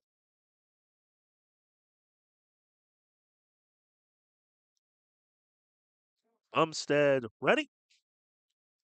Here's his 1-2. Swing and a miss, strike 3. Perkins goes down swinging in a very solid inning. Second 1-2-3 frame of the night for Bumstead. He's now struck out 3 on the evening and went right through the heart of the order with ease. 1-2-3, nothing across. We'll head to the 7th. 5-3, Chicago Clout. Enjoy the lead over the Fort Wayne Jackers. Need an electrician? Empire Electric is your residential wiring specialist. New builds, service upgrades, lighting, generators, you name it, Empire does it with hundreds of 5-star reviews that speak for themselves. Call Empire Electric today for your free estimate.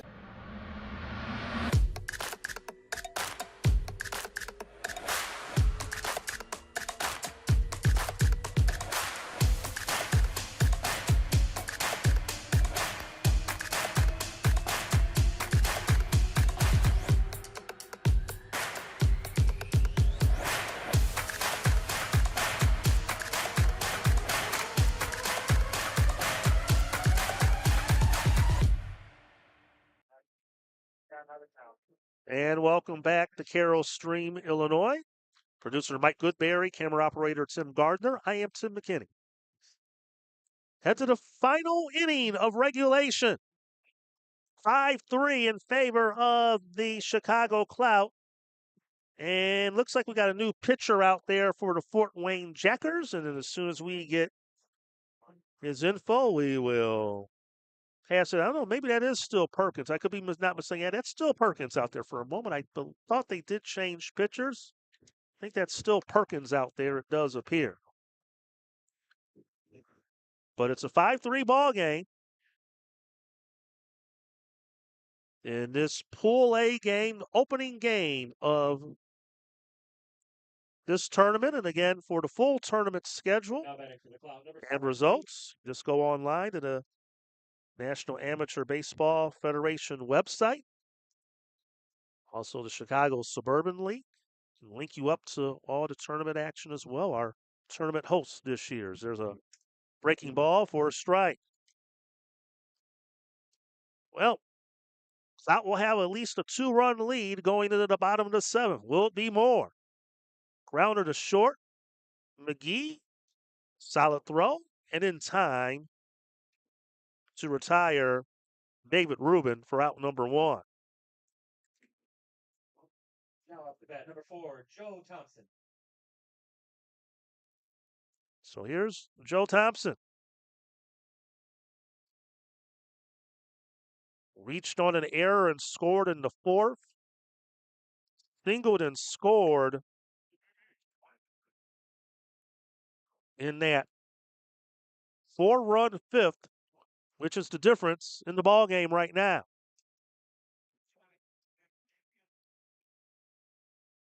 And then after they had tied the game, the Clout, it was 2 outs, nobody on it, and all of a sudden they scored 3 runs in a heartbeat to take the lead.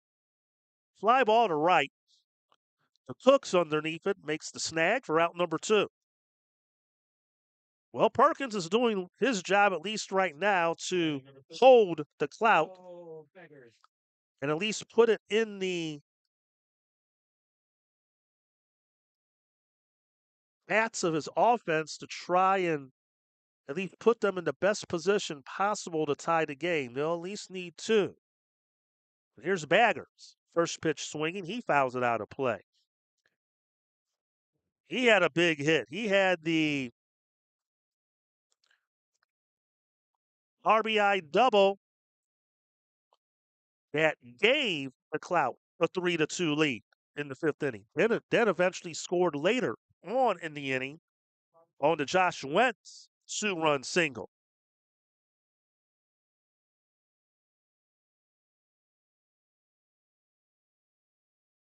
And there's a ball, 2-1.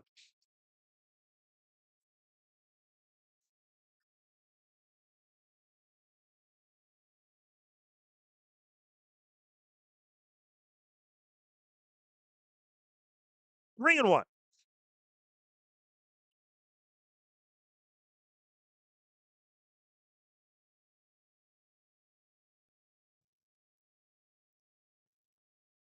And there's a 2-out walk. So Baggins aboard. And a walk has run on And that will keep things going for Andrew Rubin. the third baseman, number 8, Andrew Rubin. Rubin 1 for 2. Singleton scored his last time up. He had a hit in that 4-run 5th inning for the Clout. Takes a called strike. 5 runs on 8 hits for the Chicago Clout. No errors. 3 runs, 6 hits, 2 errors for the Fort Wayne Jackers.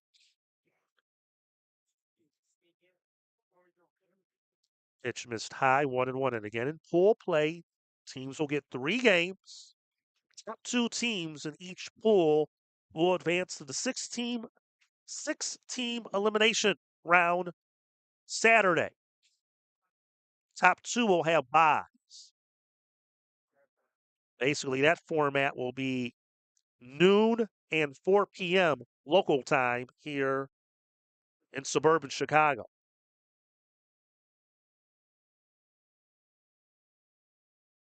2-1 pitch. Grounder, that will get through for a base hit. And here they come again, a 2-out rally for the Clout. Rubin a single to center. Base hit by Rubin has runners on first and second. So after Perkins got the first 2 outs rather easily, a walk and a single, and the Clout have a chance to get some insurance. But this site Saturday, similar to football, kind of like the NFL playoffs, the top 2 will get byes. So the 1 seed will be in Naperville. They'll have a bye, play the 4 p.m. game against the winner of the 4 versus 5 seed matchup at noon in Naperville. Simultaneously at noon here in Carroll Stream, the 6 seed will take on the 3 seed at noon Saturday. Winner will face the 2 seed here in Carroll Stream 4 p.m. Saturday. And then whoever comes out of Saturday, 1 game, winner take all, Sunday noon at Naperville. And we'll look forward to calling that, but we are just at the opener. A lot of baseball coming up these next several days. To third, and they'll just step on the bag. Smartly will Perkins just to get the force out on Baggins, as that will take care of the Clout here in the 7th. No runs, a hit, no errors, 2 left. 3 outs away for the Clout from victory. They lead the Fort Wayne Jackers 5-3. Back for the finish, potentially, after this. Need an electrician? Empire Electric is your residential wiring specialist. New builds, service upgrades, lighting, generators, you name it, Empire does it with hundreds of 5-star reviews that speak for themselves. Call Empire Electric today for your free estimate.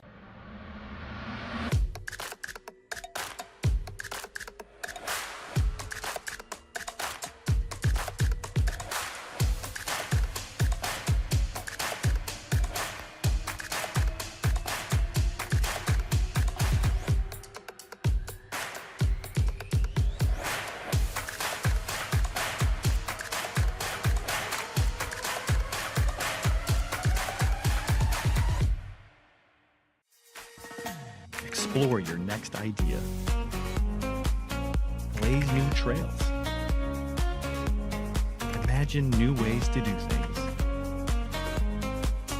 What will you do next? Welcome back. We head to the bottom of the 7th again. Preliminary pool play games are 7 innings, so this is it here. 3 outs away.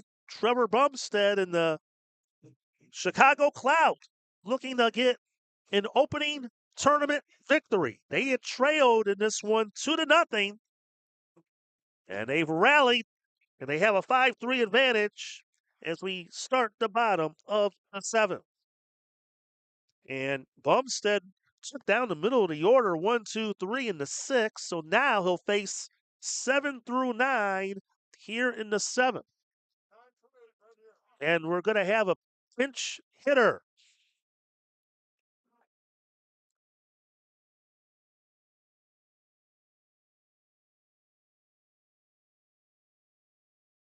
So we're going to have a hitter for Bryce Tucker. It's going to be Carson Muschak. He'll be the pinch hitter, and he's quickly down 0-1. So Muschak hitting for Tucker.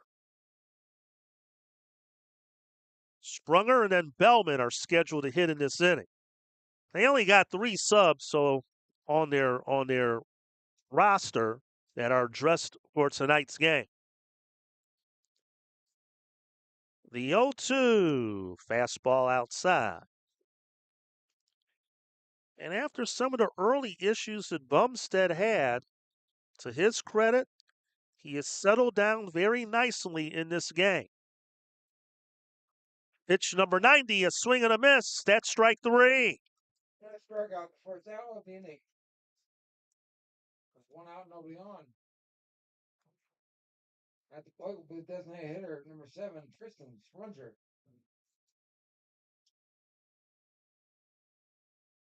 Fourth strikeout for Bumstead. So here's Tristan Sprunger. Sprunger drove in the first 2 runs of the game, 2-run single back in the 2nd.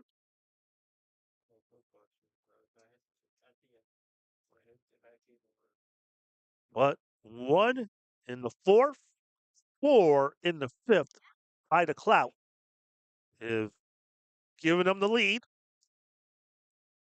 Jackers did get a single tally in their half of the 5th to pull within 2. But since then, Bumstead has been on top of his game. The 0-2, fastball high. Again, coming up approximately 7:30 Central Time start, we'll have the Erie Buffalo taking on the Beecher Muskies, our tournament co-host. Swing and a miss, strike 3. Sponger goes down swinging, and the Jackers are down to their final out.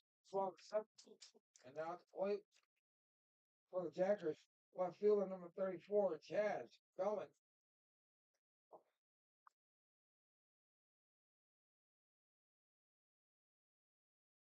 So Chaz Bellman, the last hope. And dealing now is Bumstead, fires in a strike. Again, pool play competition. Both of these teams will be back in action tomorrow. Swing and a miss. And now the Jackers are down to their final strike.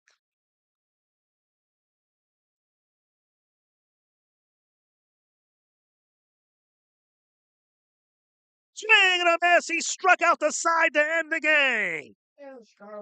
Trevor Brooksted firing with a great finish. And the Chicago Clout take the opening game of this Charlie Blackburn Major World Series, winning the opener in Pool A play by the final of 5-3. 5 runs, 9 hits, no errors for the Clout. 3 runs, 6 hits, 2 errors for the Fort Wayne Jackers. And it's the Clout who get the Pool A victory to start things off here to open up this tournament. Clout will be back in action tomorrow at 4 p.m. back here at this field against the Erie Buffalo here at Lee Fund Stadium. Fort Wayne Jackers will take on the Beecher Muskies in the nightcap at 6:30 tomorrow. That will be their next pool play game. Our game tonight is brought to you by Logistics Plus of Buffalo, Damon University, Paul Wolf Insurance, Empire Electric, and Wingnuts of Buffalo. Coming up at 7:30 p.m. Central, we'll have our second game of our doubleheader, the Beecher Muskies and the Erie Buffalo. It will be on this same stream link, so do not go anywhere. We'll have the stream continue live, and then we'll join you for the call beginning at 7:30. So for producer Mike Goodberry, camera operator Tim Gardner, I'm Tim McKinney. Thank you for joining us. Again, the final, the Chicago Clout 5 and the Fort Wayne Jackers 3. We'll talk to you at 7:30 here on the WNY Athletics YouTube page. Until then, so long, everybody.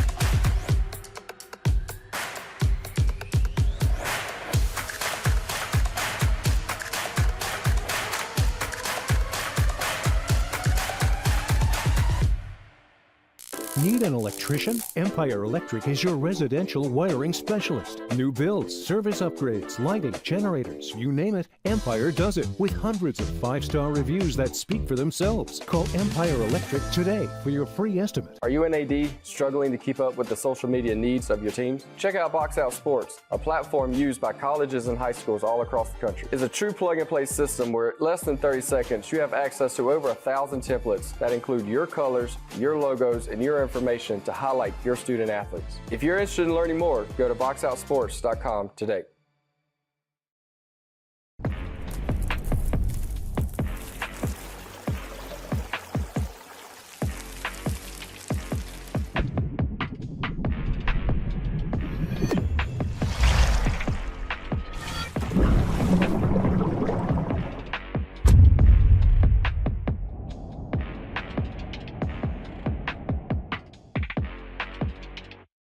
Logistics Plus is a global transportation provider headquartered in Erie, PA, with locations worldwide, including right here in Western New York. Logistics Plus is consistently recognized as a fast-growing transportation and logistics company, great supply chain partner, top freight broker, leading project cargo manager, and a great place to work. With a strong passion for excellence, our 500-plus employees put the plus in logistics. For an efficient, personal approach for all of your transportation needs, more information about our Buffalo office is available at logisticsplus.com/Buffalo.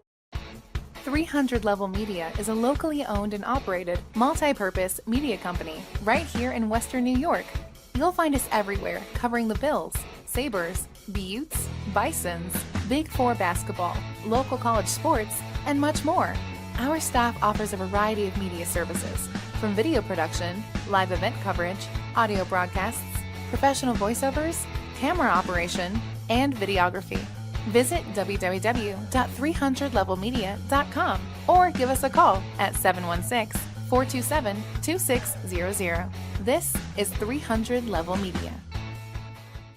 Buffalo, a city built by hard workers, a city of good neighbors, a city with passion. There's no place we'd rather be than in this city helping our customers. The Paul Wolf Agency.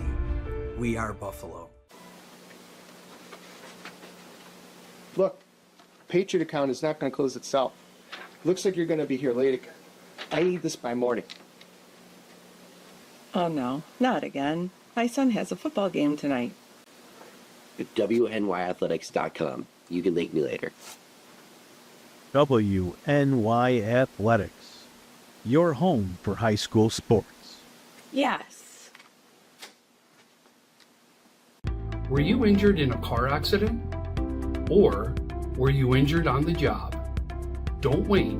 Call your patient coordinator, Tom Prince, at 716-771-9690. One of the hardest things to do is to find a physician that accepts no-fault car insurance or workers' compensation insurance. Let your patient coordinator help you find the physicians that can get you on the road to recovery.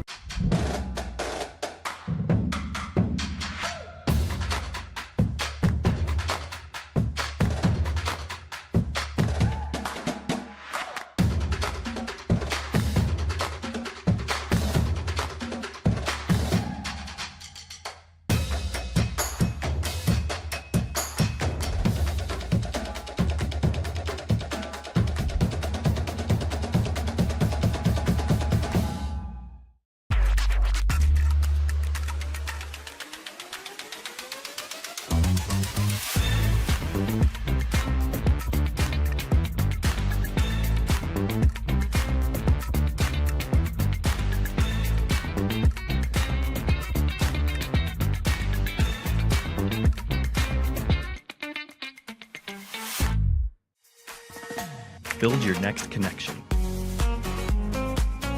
Earn your next internship. Crush your next goal. What will you do next?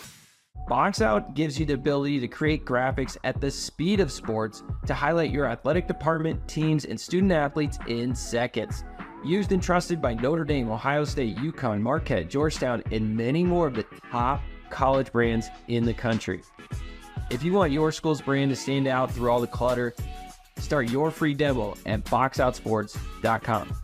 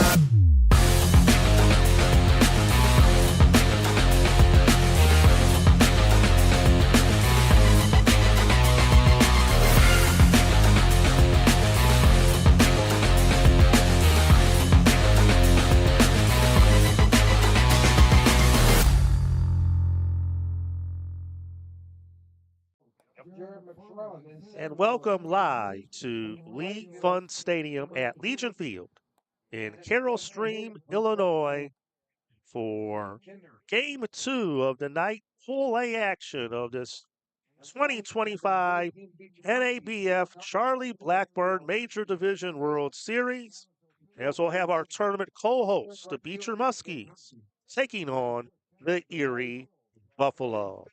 Tonight's game is being presented by Logistics Plus of Buffalo, Demon University, Paul Wolf Insurance, Empire Electric, and Wingnuts of Buffalo.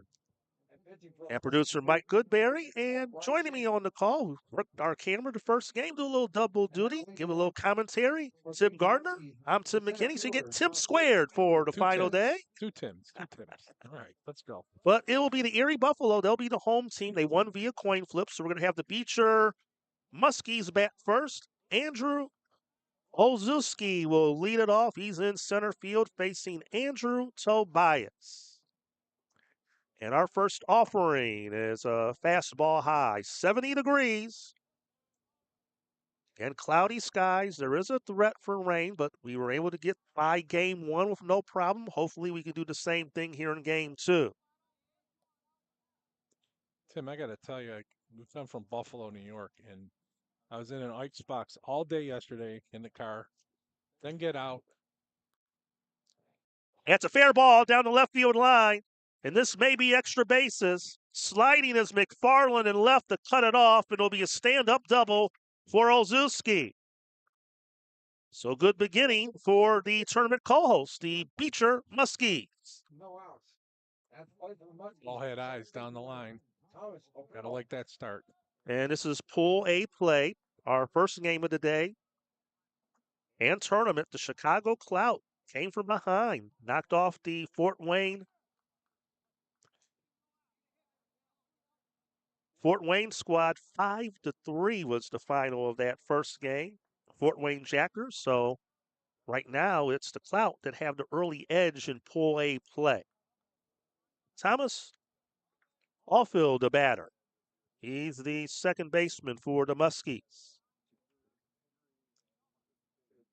Shows bunt and had to duck away from that pitch from Tobias. And this Muskie program, they've been one of the stalwarts of the Chicago Suburban League, one of the traditional teams. They've been around for a long time, good, solid local program here in the Chicagoland area. And they get a chance to play in this event in their own backyard. 3-0 to count now.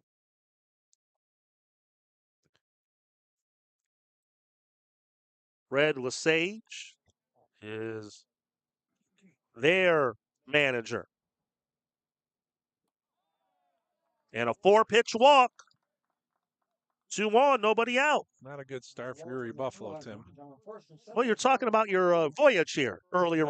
Yeah. So we're in an ice box in the car all the way here. We step out of the car for a minute in the 90-degree heat into a bar that's freezing cold.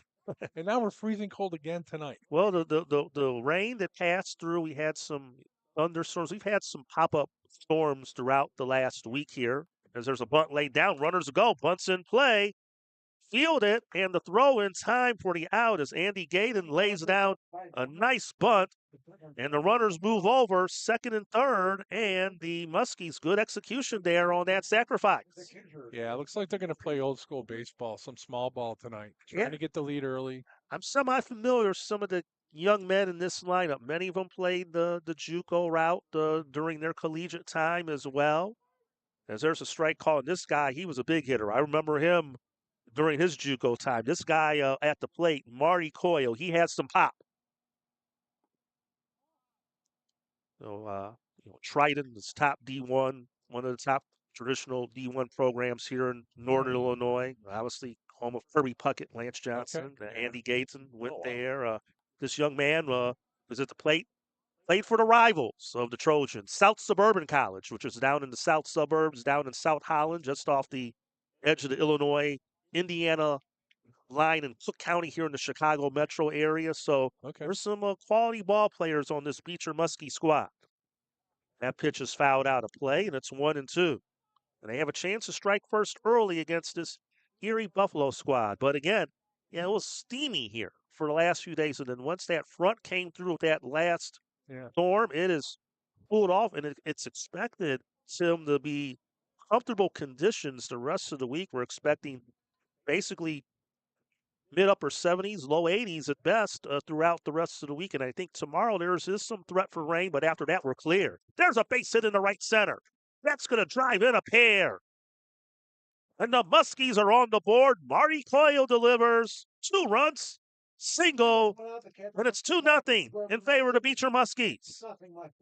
Oh, that's a good start for Beecher. Obviously. Like I said, I remember him doing that a lot in his JUCO time. That young man, he can swing the bat, Marty Coyle. Yeah, you can tell he had a really good 2-strike approach. Let the ball travel, took it opposite field. With runners on second and third, you have to put the ball in play. He did it. Here's Mark Dye, the DH, and he takes a breaking ball. Missed high for a ball. The first game was a good competitive game, and the Chicago Clout prevailed 5-3 over Fort Wayne in our opener here of this tournament. Throw the first runner back again. It's a 12-team tournament, 3 games for each team, four teams in each pool, 3 games apiece. The top 2 teams in each of the 3 pools will advance into the 6-team elimination round Saturday. And there's a base hit in the left field. Station to station, 2 on, 1 out. Left field now. Muskies have runners on first. Yeah, with 1 out.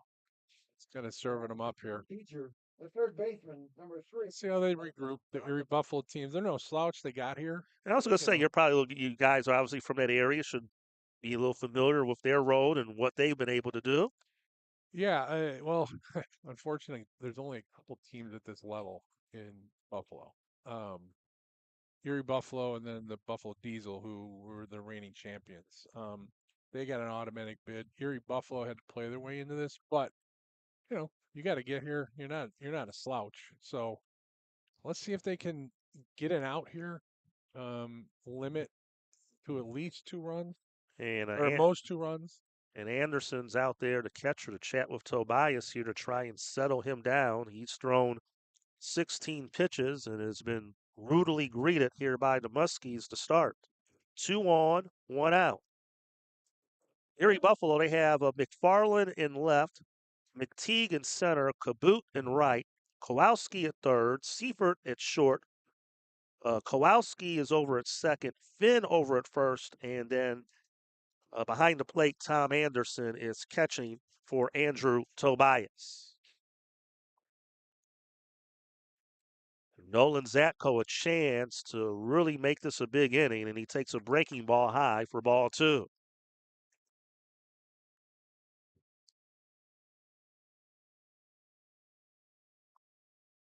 Two runs already home. Missed high, ball 3. That looked okay. I mean, from where we are, right behind home plate.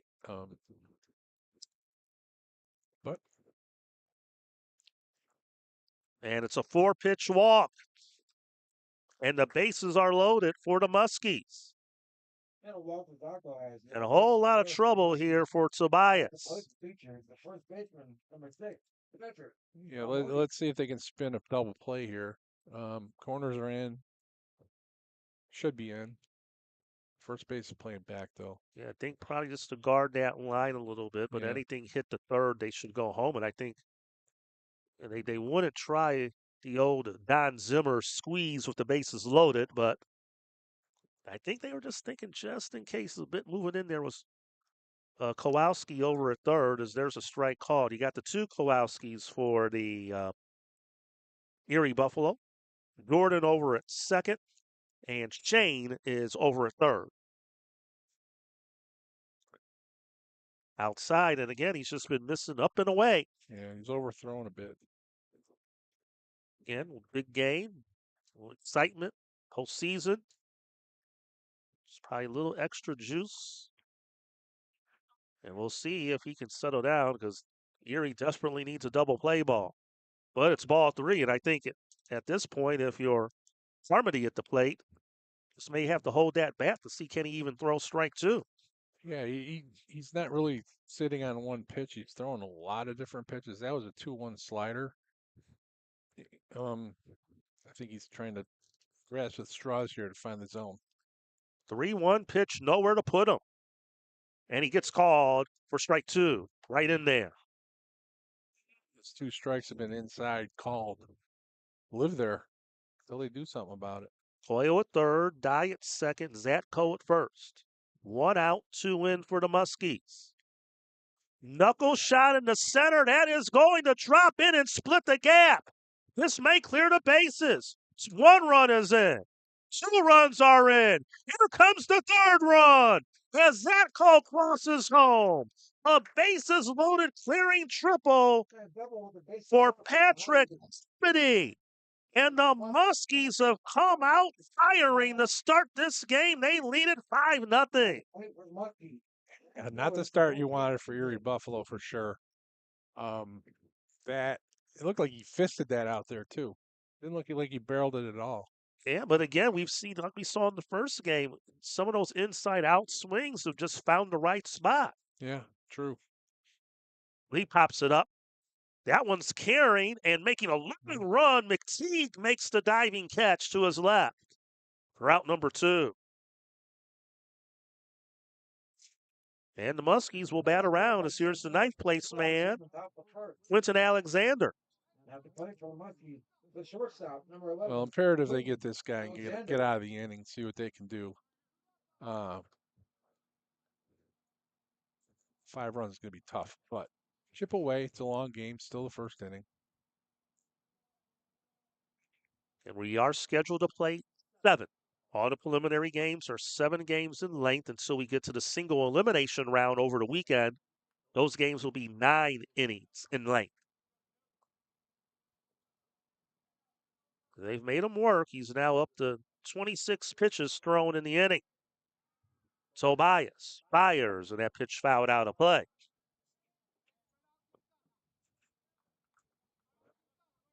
Erie Buffalo have that little camouflage jersey look. Red and black.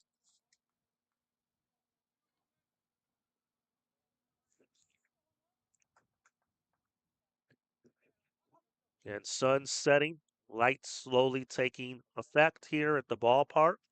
This darkness will settle here in suburban Chicago. No balls, 2 strikes to count to Quentin Alexander, and he takes it up and in, 1-2. I got to tell you, it doesn't get dark until 9 o'clock in Buffalo. You guys get about 45 minutes less. Yeah, well, I think more with the time differential because obviously you guys are out east an hour ahead of us. Yeah, no, but you're right on the edge of the time zone. Yeah, like you guys get gypped. Yeah, so we don't get the full. Maybe our longest day of daylight. Probably we're lucky once we hit that equinox is about 8:30 or maybe 8:20ish. Yeah, it's about 45 minutes. Yeah. Look at a place like Seattle, like a place like that. It doesn't get dark maybe this time of year. Maybe it's around like 9:30 at night. Yeah. 2-2, and that's ball 3. I don't know if you noticed in the pitch before that they really wanted. He painted that corner. He thought didn't give it to him. Catcher was almost walking out the field. 3-2. Payoff pitch from Tobias. And he jammed him in again in the fist. And Tobias at the mound was able to field it, and Alexander is retired to end the inning. But a big first inning for the Muskies. They pick up 5 runs on 4 hits. Leave a man, half inning complete. Beecher Muskies 5, and the Erie Buffalo are coming to bat. Need an electrician? Empire Electric is your residential wiring specialist. New builds, service upgrades, lighting, generators, you name it, Empire does it with hundreds of 5-star reviews that speak for themselves. Call Empire Electric today for your free estimate.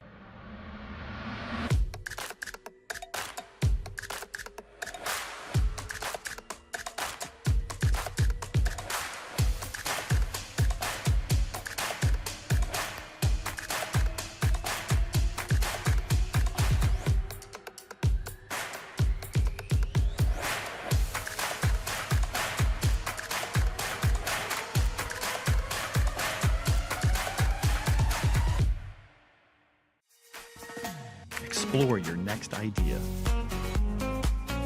Blaze new trails. Imagine new ways to do things. What will you do next? And we head to the bottom half of the first.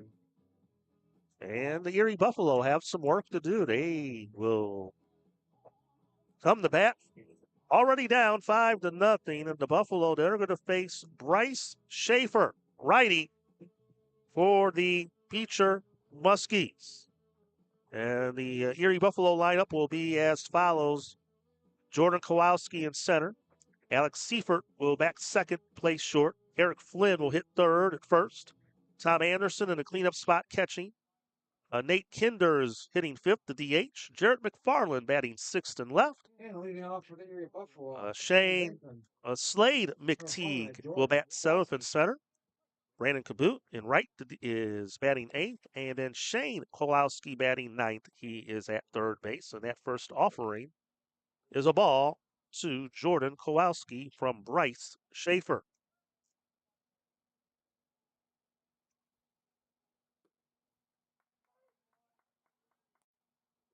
One and one. It's going to be interesting to see their approach down 5 in the first inning. They're going to go up hacking or be selective. Well, I think they got to get a little settled into the game. Yeah. Not panic that you're already down. Good quality at bats and have to make Schaefer work. At least get an idea how his stuff looks early on. Absolutely. I think the worst thing if you're Erie is you don't want to be too over anxious being down, and then you really don't have a chance to really look at what Schaefer has to offer. And that's a pretty good pitch right there. Down on strikes. Kowalski goes down swinging.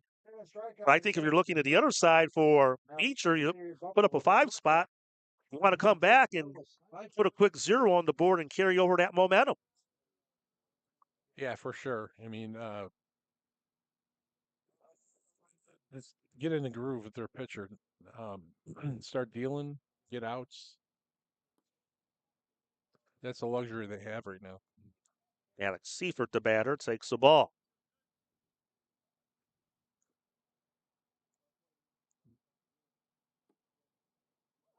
That one broke in. Took something off, caught that inner edge for a strike.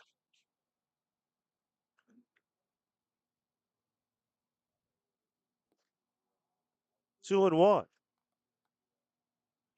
But the one thing, just getting to watch these games more up front here for this tournament, just how quick the pitchers move, how the pace was. That first game in particular, Tim, it was a good pace. Yeah. We moved on. Even though that we had that one big inning, it was still, a good rhythm to the game, and for the most part, a good quality baseball. Yeah, you could tell there were 2 veteran pitchers pitching. They knew what they were doing. Didn't get in count or pitch count trouble if they even have any. Didn't get deep in counts. They were very efficient. And I think they were both 80-some pitches for 7 innings. Well, toward the end, I think they both were right at 100. Okay. Swing and a miss, strike 3, and back-to-back strikeouts by Schaefer to open up his outing here tonight. Number 9, third, Flynn.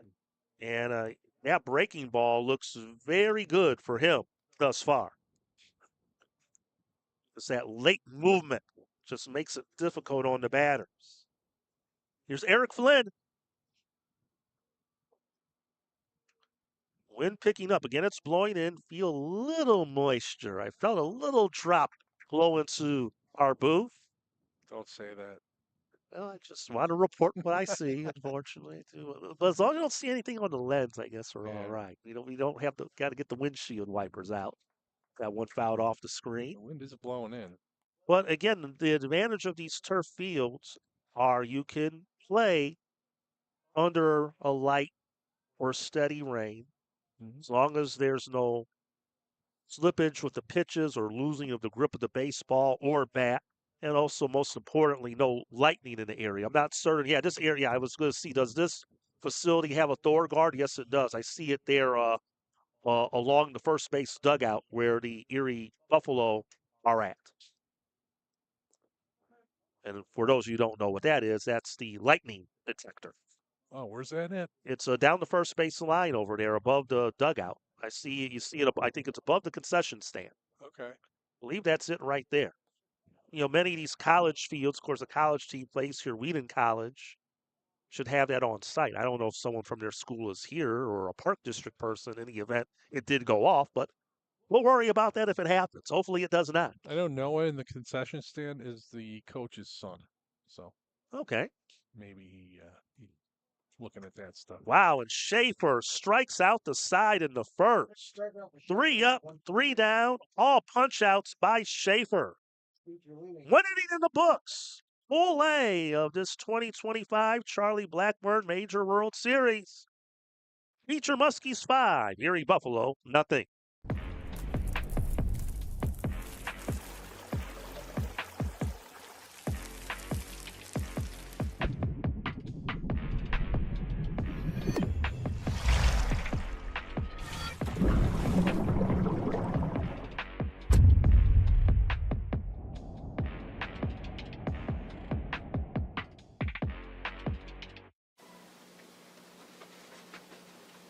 Look, Patriot account is not going to close itself. Looks like you're going to be here late again. I need this by morning. Oh no, not again. My son has a football game tonight. WNYathletics.com. You can link me later. WNY Athletics, your home for high school sports. Yes. Buffalo, a city built by hard workers, a city of good neighbors, a city with passion. There's no place we'd rather be than in this city helping. And welcome back to Lee Fun Stadium at Legion Field here in Carroll Stream, Illinois. Tim and Tim with you here for our nightcap of our doubleheader. Open up this NABF 2025 Charlie Blackburn Major World Series. Pool A competition. Our tournament co-host, the Beecher Muskies, off to a good start. And that one hit deep to short. Seifert, that's going to be a tough play, and beating it out, it will be an infield hit for Andrew Olszewski. And yeah, this is another guy I've seen play as well, JUCO ball. And he's had a good start here. A couple of hits, a double, a single. And now here comes Beecher, already a man on, nobody out here against Tobias. Here's Alfil, and instead of throw to first, gets away. The throw gets away, and Olszewski will take second off the throwing error. Now Olszewski get for second base. No outs. Not the start they wanted for the second inning, I'm going to guess. Yeah. So Olszewski over at second. And that one gets away, a wild pitch, and he'll advance to third.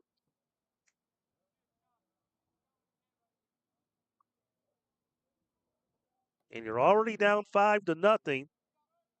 And I thought this would be a very big inning for Erie, again with Tobias having to face the top of the order again after what happened in the first, and it's an ominous start for the Buffalo.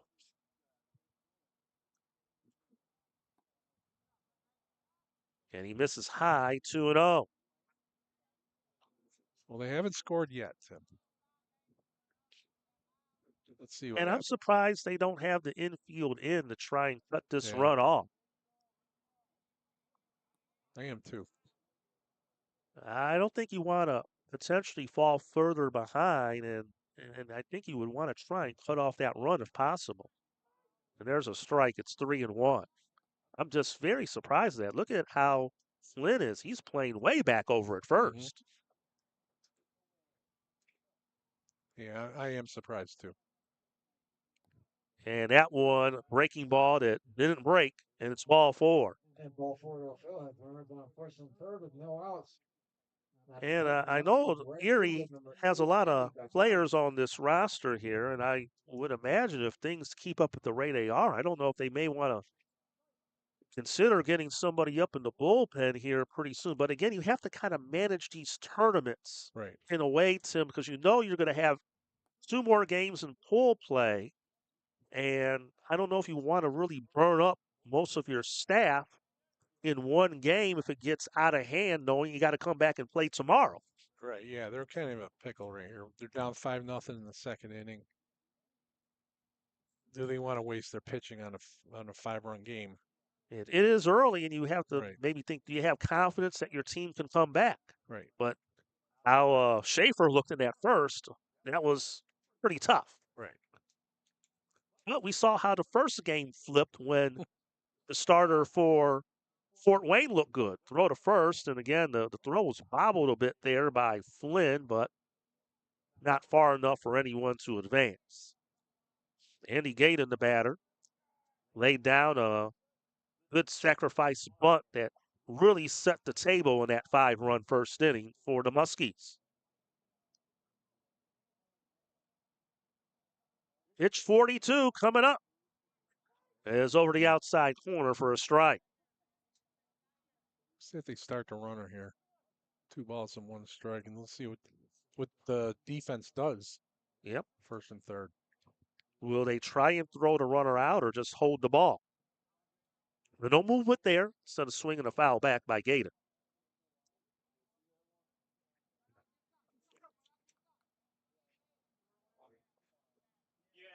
He's another former Triton Trojan.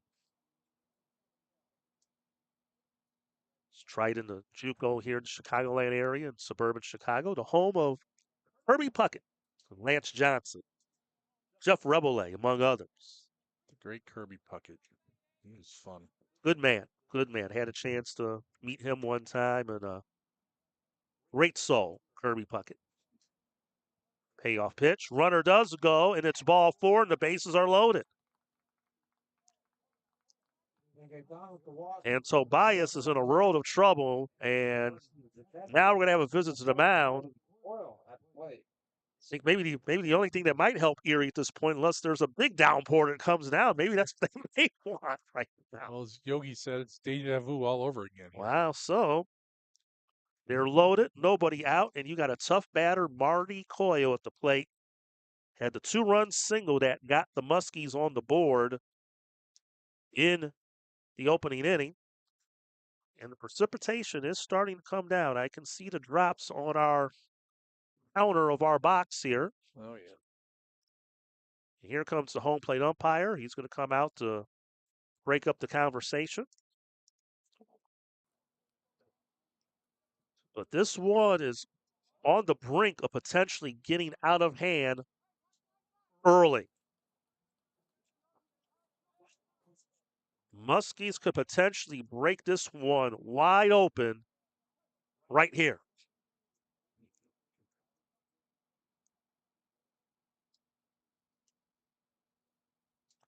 And that one, well, that may have slipped as he made the delivery. Missed way wide, ball 1.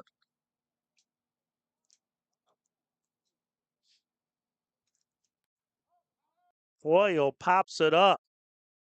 It's too deep. Straight away right. Right! See, the right was kaboot!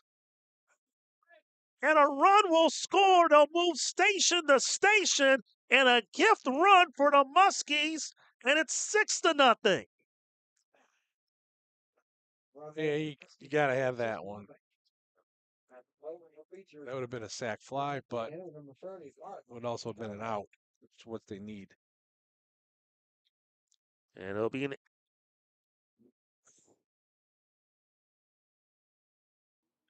error on the play.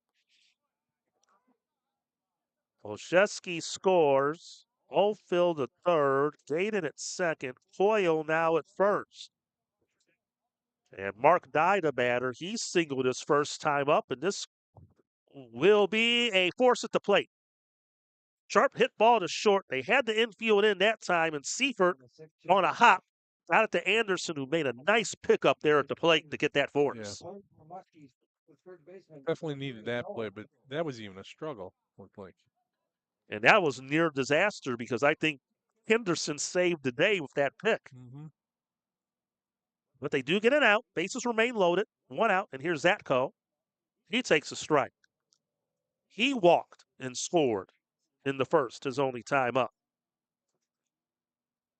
50 pitches now for Andrew Tobias. Breaking ball high, 1-1.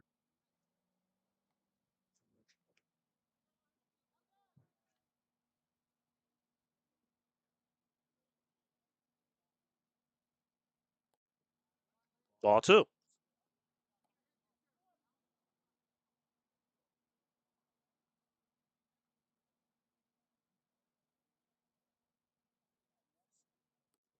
Big cut.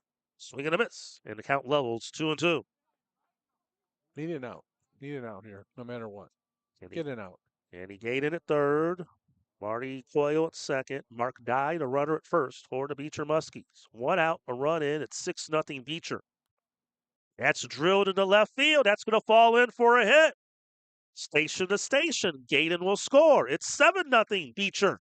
And RBI single to left field for Douglas is now 7-0 Muskies. At the plate for Beecher, the first baseman, number 6, Patrick or Marty. So the Muskies tack on the extra point. Still have them loaded. One out, and Patrick Harmony, the batter, and he had the big blow in that 5-run first. He had the bases loaded clearing double that made it a 5-0 game at that point.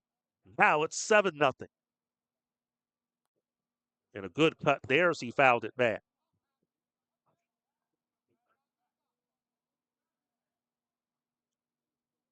Well, the tournament co-hosts have come out swinging here tonight.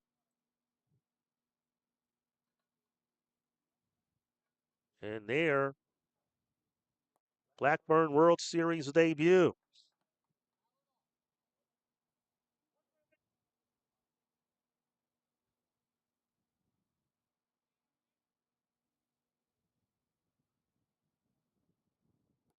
Swing and a miss, and a big and much needed strikeout for Tobias for the second out of the inning. Strikeout. Yeah, it was. Inning.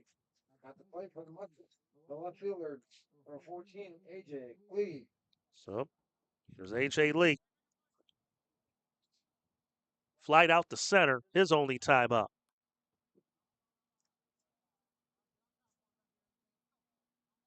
You got to think of 2 spots of victory for Buffalo. Yeah, this could have been. Well, they're not out of the woods yet, No. but how this inning began, this could have been much worse. But he could get out of it. Soft fly ball, but it's misplayed and left. McFarland broke in, and the ball sailed over his head. It will clear the bases. And again, a bases loaded clearing double. This time by A.J. Lee, and it's 10-0 in favor of the Beecher Muskies. And at the plate for Beecher. I think we spoke too soon there, Tim. Yeah, I'll let the folks in Buffalo get on you about that one. I'm not from there. You know what's very strange? The ball's carrying, even though the wind's blowing in. It seems to be carrying. Yeah, well, they hit it well off the bat, but again, that was just misplayed by McFarland. He came in, and I thought it was going to be routine. And did they call a balk? Or and it looks like Lee has been given third base. Now there's Quentin Armstrong, and Armstrong now is the loneliest man on the Beecher Muskie roster because he's the only one who hasn't reached base yet, and we're in the second inning. 0 for 1. He ended the first, and he's hoping for his sake not to end the second. 1-1. But I just don't know what happened there with McFarland. The wind is swirling in, but then he came in, and that ball just sailed over his head. Yeah. You've had 2 misplayed balls in the outfield that really have not helped the cause of Andrew Tobias here tonight. No. 1 ball, 2 strikes. And it looks like they may have changed that on the board because initially they did give the one play in the outfield, the one misplay in error, but it looks like they must have taken the error off the board and now have credited the Beecher Muskies for hit. They have 10 runs on 10 hits. As Anderson goes down looking to end the inning, but another 5 spot. 5 runs, 6 hits, 1 left.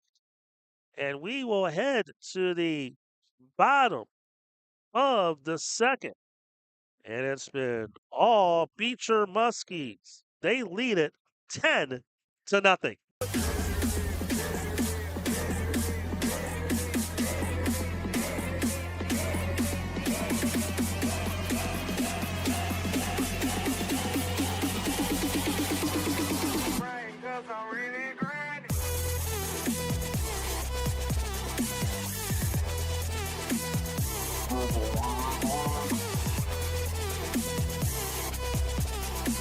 Are you an AD struggling to keep up with the social media needs of your teams? Check out Box Out Sports, a platform used by colleges and high schools all across the country. It's a true plug-and-play system where in less than 30 seconds you have access to over 1,000 templates that include your colors, your logos, and your information to highlight your student athletes. If you're interested in learning more, go to boxoutsports.com today.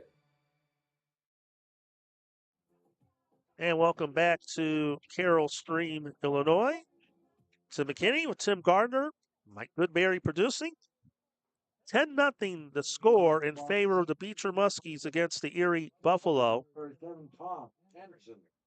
10 runs on 8 hits. There are only 4 hits in that inning. They gave them a couple extra credit hits, but it's 10 runs, 8 hits now total for the Beecher Muskies in this game. They've taken advantage of some walks, error, some misplayed balls, and it's just been what has gone wrong for Erie. Yeah. And they'll get their first hit of the day right there, a single to center by Tom Anderson. I don't know which teams travel the farthest, but I'm going to guess Erie left this morning. Wow. I could be wrong. I don't know, but they probably drove all day today. Mm-hmm. 9+ hours maybe. Yeah. You know, I'm not saying that's the reason why they're down 10-0, but it's a long day. If it's a long day for you in the car like that, that's a factor for sure. And you know, I was noticing while I was observing game 1 is there's a swing and a miss by Nate Kinder. He's down in the count 0-2. That obviously while the first game was going on, Beecher was here. They were warming up to our left, but there was no sign of Erie. And I was like wondering where they were at. Maybe they got in so close and maybe just had enough time to check in their hotel, get a quick bite to eat, and just head to the ballpark or maybe get a little quick shut-eye, and that was it. Yeah, maybe. Not a great draw if that's, what they had to do. But, hey, still got to play the game. It's got to be ready. Swing and a miss, and that's strikeout number 4 for Bryce Schaefer. 1 down. And the strikeout for Schaefer was first out of the bottom of the second. We're on first. And at the plate for Buffalo, the left fielder, number 23, Jared. So here's the left fielder, Jarrett McFarland. Well, you look at the 12 teams in this field.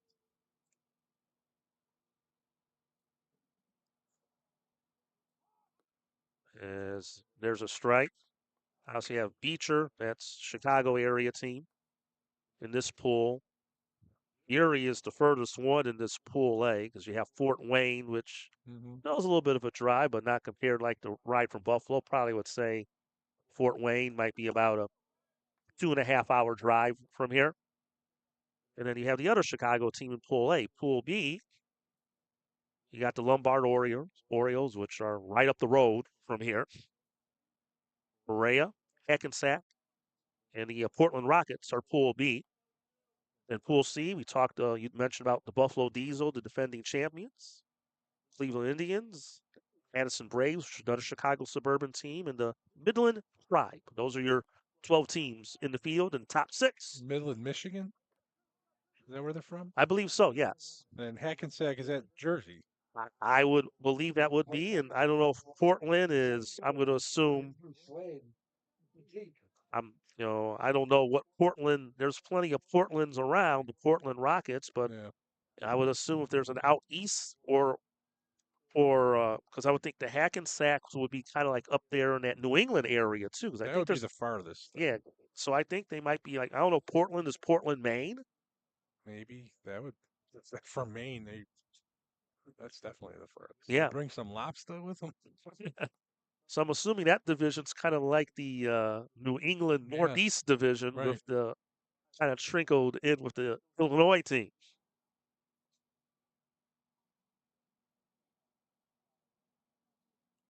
McTeague, the bat.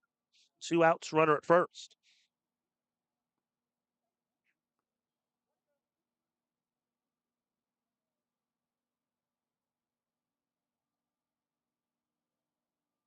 It's been all Beecher Muskies here tonight.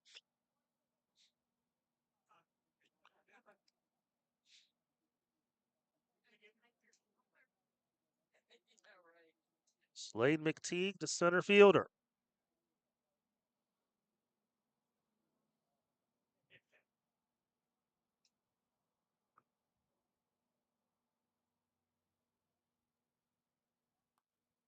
Fouls that pitch out of play. And again, we're back at it bright and early, 11 a.m. tomorrow. 4 games at each site. Action here at Lee Fund Stadium in Carroll Stream. And then also action at North Central College in Naperville as McFarland goes down swinging. And Schaefer has been solid through 2.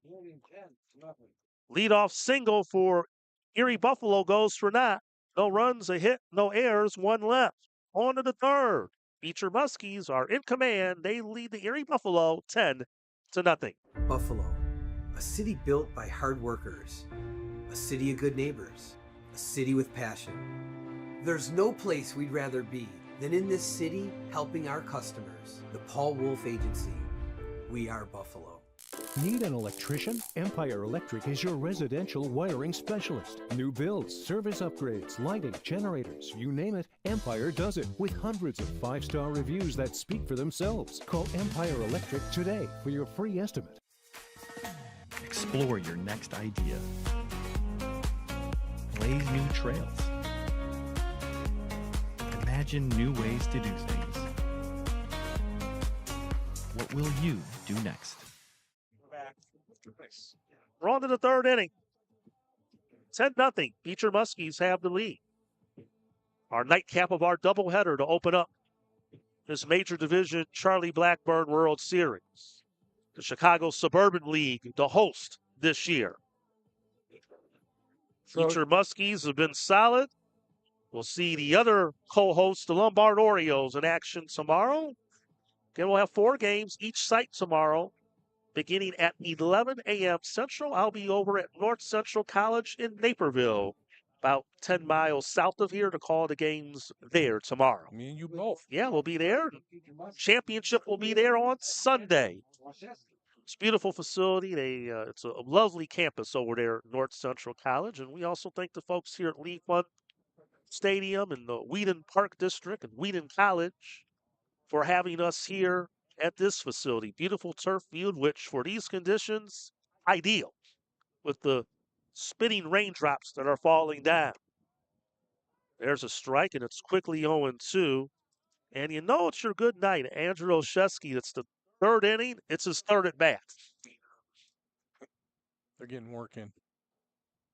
Now, Tim, you mentioned off air you're heading to Toronto to see the Cubbies in a couple weeks.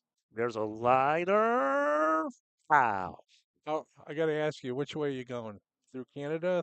I'm going to fly out there. You're what? You're flying? Wow. I got a night. I got the tickets in advance. Awesome. So with my points, it was a nice. It's from Chicago to Toronto. It's about maybe an hour, 20-minute flight. Okay. I was gonna say, come through Buffalo, and stop at Wing Nuts for some wings. Oh yeah, Great wings. I've never been to Buffalo. Really? Been close because, like, in my JUCO world, as many people locally know, I do a lot of the JUCO games here in Chicago and many of the high school games. But I've been up that way because JUCO world, New York, is a big D3 area. So like Yeah. the track nationals Okay. are out there, like near Albany. Okay. I think it's what, Mohawk Valley, I believe it is. Yeah. Yeah. So there's the first out as Olszewski goes down on strikes. You gotta get the Buffaloes for some wings. Yeah, well, I've never been to Buffalo before. Okay.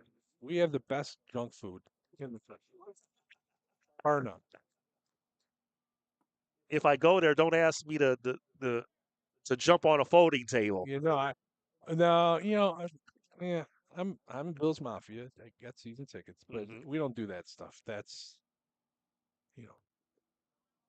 Pitches fouled out of play. And obviously, for those of you watching the broadcast, our friends from Western New York Athletics are running the stream. Their crew is producing, and Tim's part of their crew. And they imported a couple of our Chicagoans to help cause some of the action throughout the week. And it's an honor to be on board with you guys for these next few days. And looking forward to a great tournament to culminate with the championship Sunday. And as you've seen, a lot of the spots are Buffalo area spots. I've noticed that the old Highmark Stadium and some of those commercials, and obviously that new stadium appears to be coming up beautifully. Beautiful. It is so big.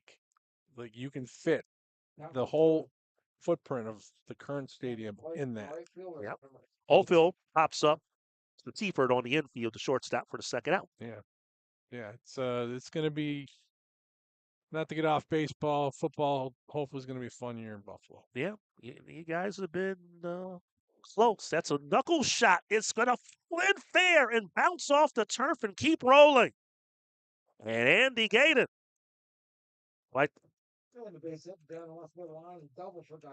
No, it's a double. Now batting for the Muskies, the catcher, number 7, Marty Spoil. That's the 9th hit for the Beecher Muskies. You've been to Toronto though. No, it'll be my first time there. Oh, Toronto is it's as the crow flies about 50 miles from Buffalo. Yep. And it's a totally different world. It's like a true international. No, it just seems like it's a metropolitan type city. It's very clean. It's very, very nice, modern. Behind the plate, good effort there by Anderson, but ran out of room. Yeah, I'm looking forward to that. My last bit of summer before I gotta get back into the swing of the college athletic season again up here in Chicago. Yeah, hit Yonge Street. That's the main strip in Toronto. CN Tower is beautiful. That's you're gonna see. Yeah, that. I have my tickets to make the trip up there. That's down the line. That's a fair ball, and another run's gonna score. Coyle again. I told you when I saw these names in the lineup, Tim, watch out for this guy, and he's 3 for 3. And a double down the left field line for Coyle. Watch out for this Beecher team. They look like they're all business. They're on a mission. They're co-hosts. And I was going to say, it may be a blessing or a curse to play right away, and all the other teams are in town, the local teams. Many of them are probably watching from their homes. I would imagine the teams out of town are probably watching this from their hotels. And this is quite a statement to be up 11-0 in the third. And you gotta, if you're watching, it's like, wow, we better be on our A game to keep this lineup at bay. Yeah, it's funny you say that. I just got a text from. And there's another hit into the gap. This one by Mark Dye. And it's a stand-up double and a run batted in. It's 12-0. Wow. Yeah, I just got a text from two of my guys who play for me on my summer team. They're here with the Diesel. Aiden Moroz and Brendan Gosling. They're watching. They're like, Coach, give us a shout out. So there you go, boys. Oh, You know welcome, me. welcome, and we're glad you're tuning in, and we hope that you're enjoying the broadcast. Yeah. I don't know what they're doing, but they better be behaving. Well, the Buffalo Diesel will be playing the first game here tomorrow. Yep. 11 a.m. They're going to take on the Cleveland Indians here at the Lee Fund Stadium at Legion Field. They didn't have to change their name. No, they did not. When I saw that looking through the notes, I wanted to make sure that was not a typo, but it is not. Yeah. So, well, hopefully that'll be a good game. Yeah. So that will be the first one at this field tomorrow. Kyle Smith will be here to call the action at Lee Fund Stadium through pool play and the first round of single elimination games. And as I mentioned, I will be at North Central College and out in Naperville. And our first game tomorrow at 11 a.m. will be the Portland Rockets taking on the Hackensack Trost at 11 a.m. tomorrow. And all the games will be on the WNY Athletics YouTube page, streaming live for free. And again, if you're in the Chicagoland area, come on out. Check out the baseball action, free admission all week long at both sites. Breaking ball, strike three called, and he got the generous outside corner. That may have been a 12-0 third strike call. Muskies add 2 more runs in the inning, and through 2.5, they are in complete control. They lead at 12-0. Back after this. Need an electrician? Empire Electric is your residential wiring specialist. New builds, service upgrades, lighting, generators, you name it, Empire does it with hundreds of 5-star reviews that speak for themselves. Call Empire Electric today for your free estimate.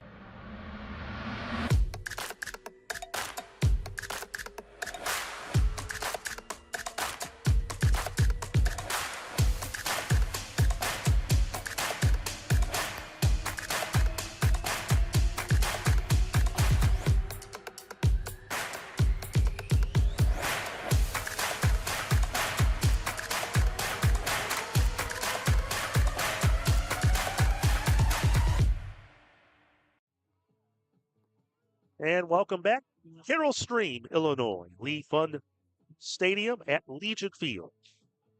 The American Legion Hall is just beyond the right field wall here. Beautiful facility, turf field surface. And it's been all Beecher Muskies. 12-0 to score as we head into the bottom of the third. So we'll see if Erie Buffalo can get something going. It'll be 8-9-1. Brandon Kabut will lead things off. But Bryce Schaefer has been in command. 5 strikeouts here on the evening. Slow bouncer on the infield, but a beautiful play off the turf there at third base. Nicely played by Nolan Zatko, the retired Kabut for out number 1. Now, if you're Beecher up 12-0, I'm not sure who they're at with pitching as far as is this their ace? Do you get him out of here to save him for tomorrow or Friday? You know. Yeah, well, right now Schaefer, that pitch right now is 35th. So pitch wise, yeah, he's in good shape. They have a cushion to work with. Obviously we have the run rule in play. And do you want him to manage outs and get to the 5th inning? I would imagine if it gets to a point that he has maybe a little trouble, that you would consider that.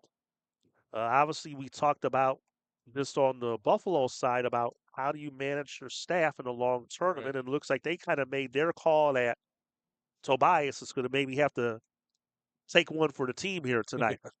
That's what he's definitely doing. Pitch miss low, 2-2.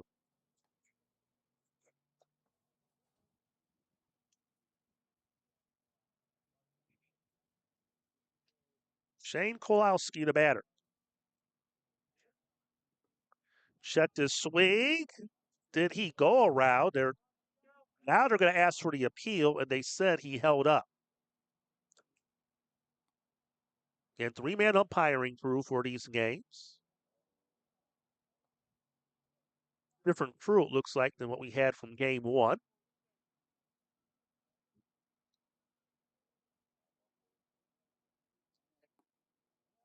And there's ball 4. So Shane Kowalski draws a 1-out walk. And ball 4 is running on first with 1 out. But also, I think if you're Beecher, you know you're up big. You don't want to really play around too much and get too cute. Yeah, I'm just wondering if, again, I don't know how much depth they have as pitching on their team. So I was just wondering if this is their ace. Do they want to get him out and preserve him? But it doesn't look like it. Miss low for a ball is. Which tells me they're pretty deep. Yeah. Well, I saw their roster. They got quite a few names on that roster. Yeah. Jordan Kowalski, the batter, struck out his first time up as we finally go around the second time to start for Erie Buffalo as Beecher, their third trip around the order currently. 12 runs, 11 hits for the Beecher Muskies. No runs, a hit, and error for Erie Buffalo. That's a beauty pitch right there. Snap that outer edge for a strike.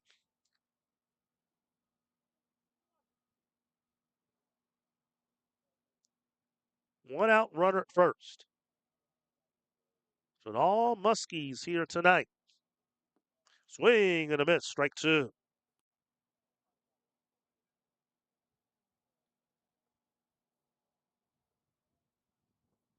Mentally, it's tough to be motivated, but the adage is to play it like it's 0-0 or program your brain that it is, but it's just so difficult when a game gets like this. As down on strikes goes Jordan Kowalski, second out of the inning, 6th strikeout of the game for Bryce Schaefer.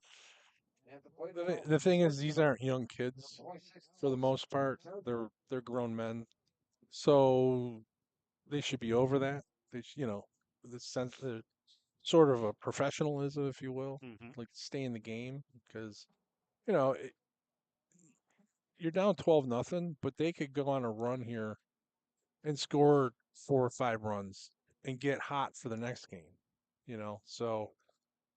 And I think we've all seen enough games over the years, regardless of level, that we've seen crazier things happen. Yeah, heck yeah. But when you got a young man throwing strikes like Schaefer, even if it was 2-0 right now, looked. It might be a tough mountain to climb. Yes. But Erie Buffalo should start building, little baby steps. Let's get guys on base, and let's get a run, and then let's put an inning together just to get on a roll for the upcoming games. Yeah, exactly. That's what I was thinking. You got to have something positive to go into tomorrow, because if this carries over into tomorrow's game, you're back on a bus to Buffalo Friday night. Yeah, enough. 2-2. You're gonna get on a bus after playing a game instead of the reverse of what happened today. If they came in today. Fastball missed high, and the count runs full. Alex Seifert, the batter. 0 for 1. He is struck out. Light misty rain falling. Runner goes. Pitch is fouled back and out of play.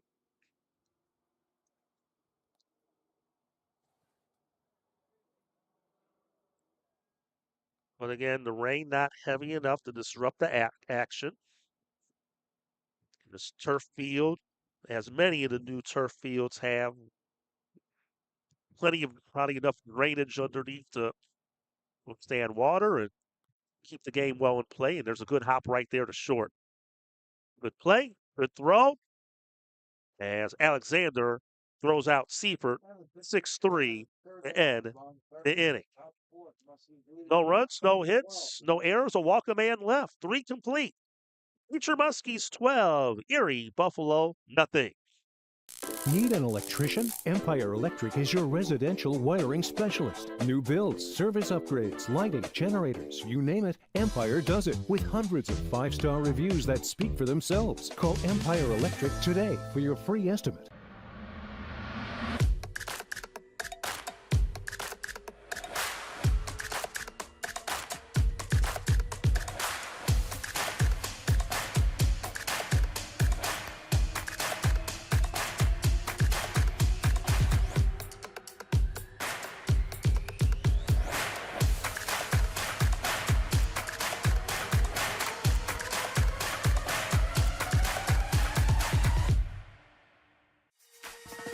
Explore your next idea.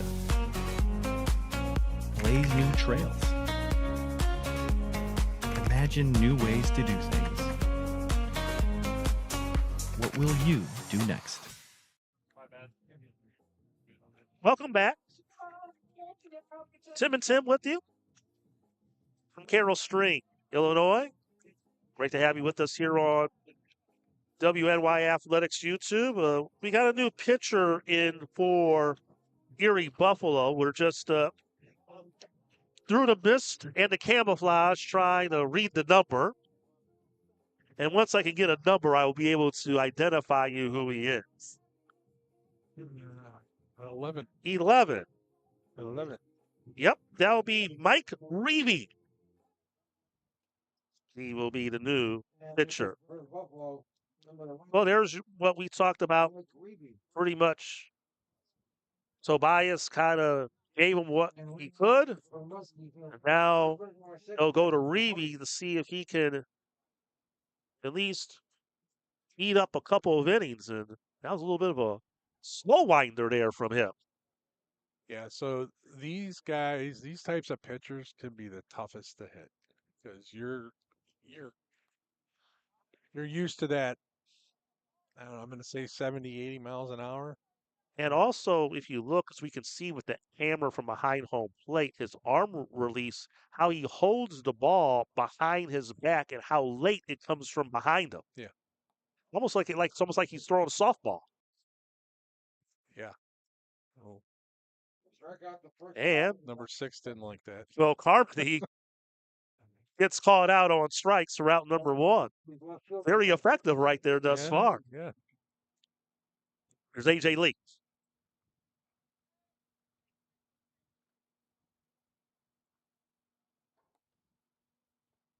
I don't want to say this because it's almost like how his form looks, even though was very effective in that first at bat. That one's in the right field. It's going to fall in for a base hit, and Lee's going to head for second, and he'll make it sliding with a double. Lee, 2 for 3 on the night, pair of doubles for the Beecher Muskies. But I was going to say his delivery almost reminds me, almost like in a pro game or a major league game, of like when we see when the manager puts in a position player to pitch. Yeah. That was my first thought too, but I don't think he is. Yeah. He looks like a pitcher. Yeah, he does. Because, I mean, he has control of that pitch. It's just the delivery. It's very unorthodox, to say the least. Pitches a ball. He's not, but it almost looks like he's throwing a knuckleball. Yeah. Quentin Alexander, the batter. And he's the lone Muskie not to reach base tonight. 0 for 2. Oh, boy. But this will be the first time he's batting, and it's not 2 outs. Fouls that pitch out of play, 1-1. Well, he better do something, or he's gonna get the brunt of the jokes. Yes, Breakfast. Yeah, especially when you're up 12-0 and everyone's doing something. Yeah. You don't want to be that lonely one that did not find a way on base. No. And he's going to get on base there. Ups a single in the center. Lee around third. He's going to score. And it's 13-0 in favor of the Muskies. And Quentin Alexander, he gets in on the hit parade, an RBI single. Now 13-0. Well, at this point, it looks like we're kind of playing to get to the 5th inning, Tim. Yes, it looks that way. Thought maybe to give Erie a chance to come back here, but credit Beecher, because sometimes when teams jump out early, they just cool off and don't do anything. They've added on to this lead, and they have scored in every inning tonight. They've got the Nice play by Kowalski over at third, and he throws out Olszewski. Nice play to turn the double play. Good play defensively there for Erie. A rare highlight on what has been a rough evening for them tonight. Another run on the board for the Beecher Muskies. To the bottom of the fourth, it's 13-0.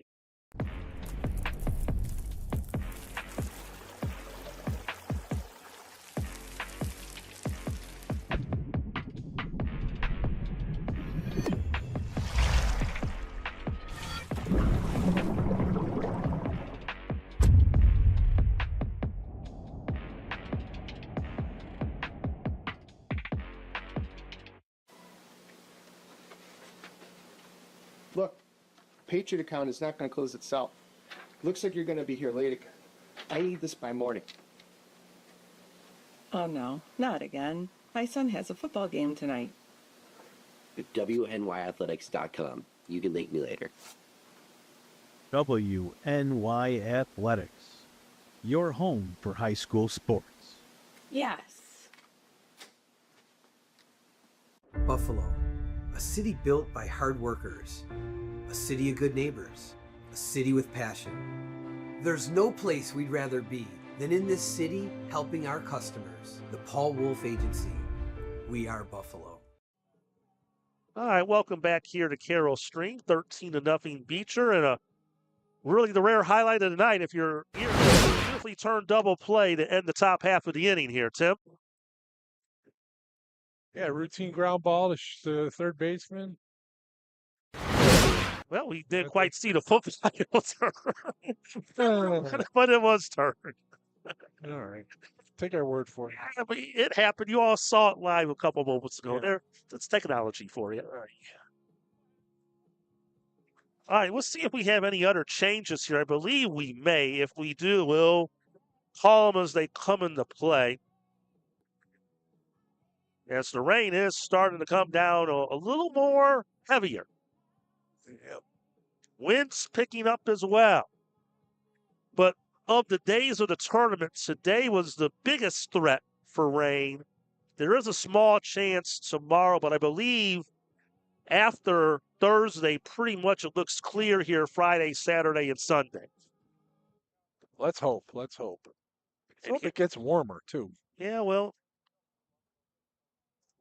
it's not the heat advisories we've had here over the course of the past week here. Oh, we had the same in Buffalo. Same in Buffalo. All right, so we do have a new pitcher for the Muskies. First baseman number 9, Eric Flint. And I will get you his info in a moment. I have to get the windshield wipers through my notes here. There's a strike to open up this bottom half of the fourth.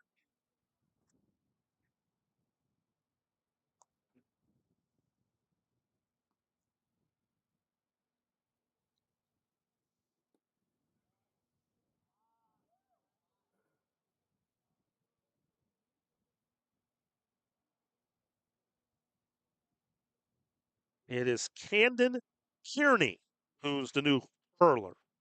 So they gave Schaefer 3 innings. I think they kept this pitch count around mid-40s. Didn't have to overwork hard. You could call it almost like a side session, and I would imagine if they need him down the line, he should be fresh and ready to go. Yeah, you would think. But he was very effective in those 3 innings pitched. It's $100+ at bat here. 6 strikeouts. Oh, my. Broke his bat in that last foul ball. And he'll get a new piece of lumber to work with. Probably somebody else is on the teams.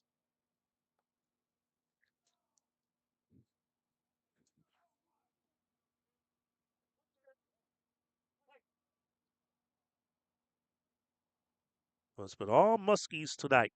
5 in the first, 5 in the second, 2 in the third, One in the fourth. High chopper up the middle. Nice play ranging deep to his left, and the throw to first is in time. 40 out. Nice play over at second Is that Juan Soto by running? Thomas Ophil. Like Juan Soto running first. The catcher, number 37, Tom Anderson. So one down. Now here's Tom Anderson. But again, we'll be back tomorrow. Quick turnaround, bright and early. Again, the next 2 days are the big days. Quadruple headers each of the next 2 days. Thursday and Friday to finish up pool play. Again, each team in this 12-team field will have 3 pool play games. Popped up. Shallow right, long run from second, but coming in from right and making the play. Right field for a second. Andy Gaden for out number 2. At the plate for the Buffalo. That's a tough play in these breezy conditions. Very tough play. Ran 75 yards. And once he had the awareness that Oldfield, the second baseman, couldn't get it, he was able to take command and make that catch. 2 up, 2 down, and there's another fly ball to right. Gaden backpedaling and makes it look routine. Out number 3. And the Erie Buffalo go down quietly. So Beardy in relief, very solid. Pitches a scoreless 4th. We're on to the 5th. All Beecher tonight. We lead at 13-0.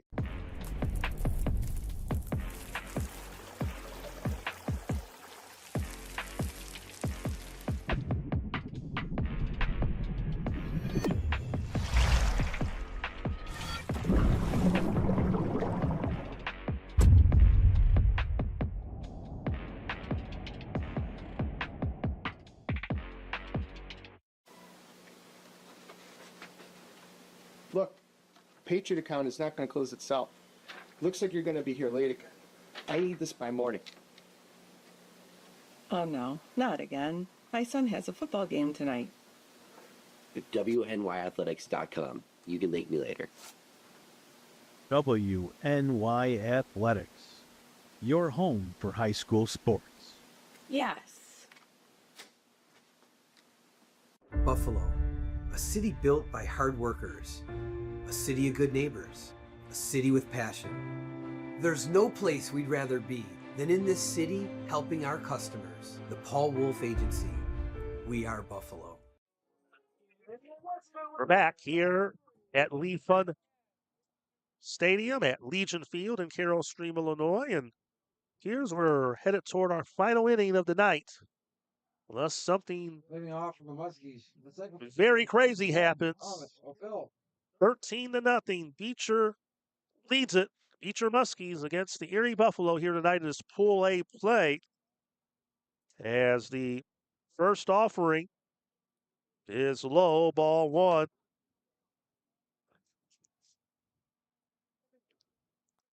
So, Tim, it's going to set up a very interesting day tomorrow in Pool A. And this is why. As that one is lifted the right, and the boot will make the play for out number 1. And that will First out, top of 5th. take care of Thomas Ophil. Yeah. Muskies. The right fielder, number 8, Andy Gaitan. And now here's Andy Gaden.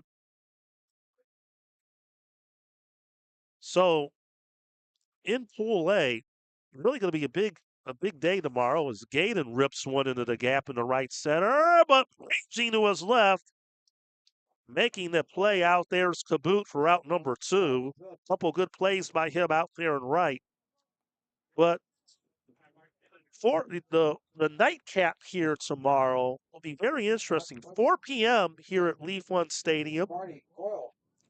Erie is going to take on the Chicago Clout.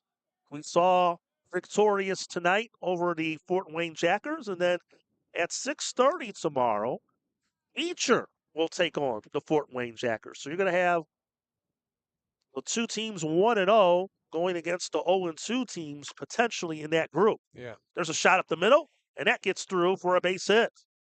2-out single to center by Marty Coyle. He's 4 for 4 tonight. Have a night. Have a night. I mean, I've seen this one. I've seen this kid hit. Yeah. And not much has changed since his collegiate time. Yeah. Tomorrow will be interesting because I mean, what we don't know is what Erie Buffalo's schedule was today. I mean, we don't know what else they have in the pen. We don't know a lot about them. We do know Beecher came in all business. We do know Chicago Clout came from behind. Fort Wayne looked like they had a great pitching performance. Then their defense kind of let them down. So, you know. And for those of you who are still with us here, despite the score, the Fort Wayne won 5-3 over the Chicago Cloud in our first game of the night here. 0-2 to count. But the good news, Tim, is my guys on the diesel. Part of the deal for me mentioning their names is they got to bring us lunch tomorrow. I like that deal there. They just have to find a way to get it to us. But they can do a DoorDash or something. Yeah, I'm gonna. They're still watching. I just asked if they were. So this is notice to you, Aiden, Brendan. We'll let you know what our order is tomorrow. You can bring us lunch after your game. Well, good.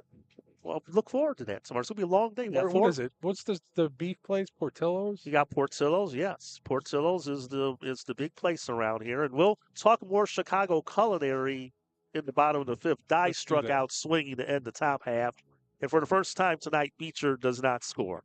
Bottom of the fifth coming up. Beecher 3 outs away from finishing this one off. They're up 13-0.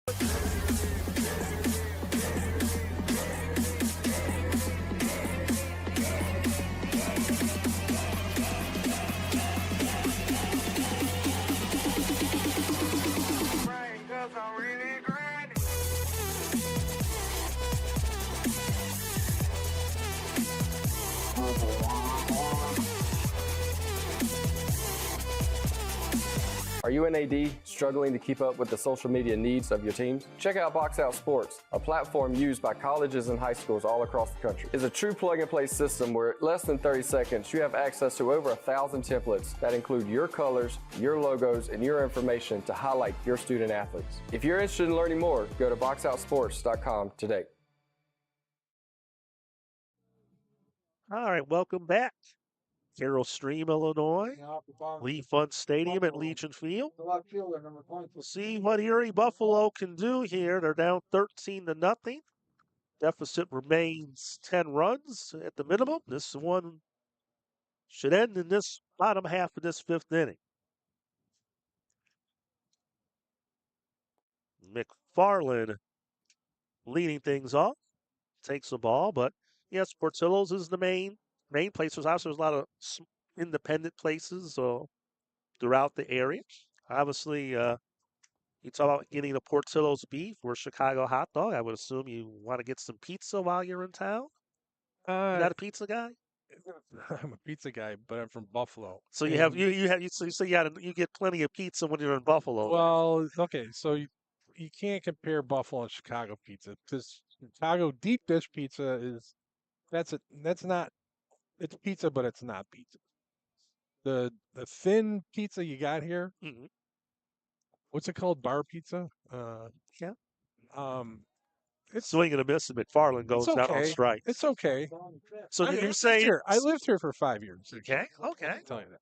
So then you say you have your lunch choice from your players who you gave the shout out to. Yeah. That Portillo's would be the choice of options. I probably would have that. Okay. Yeah. I haven't had an Italian beef. Beef, get a combo sandwich.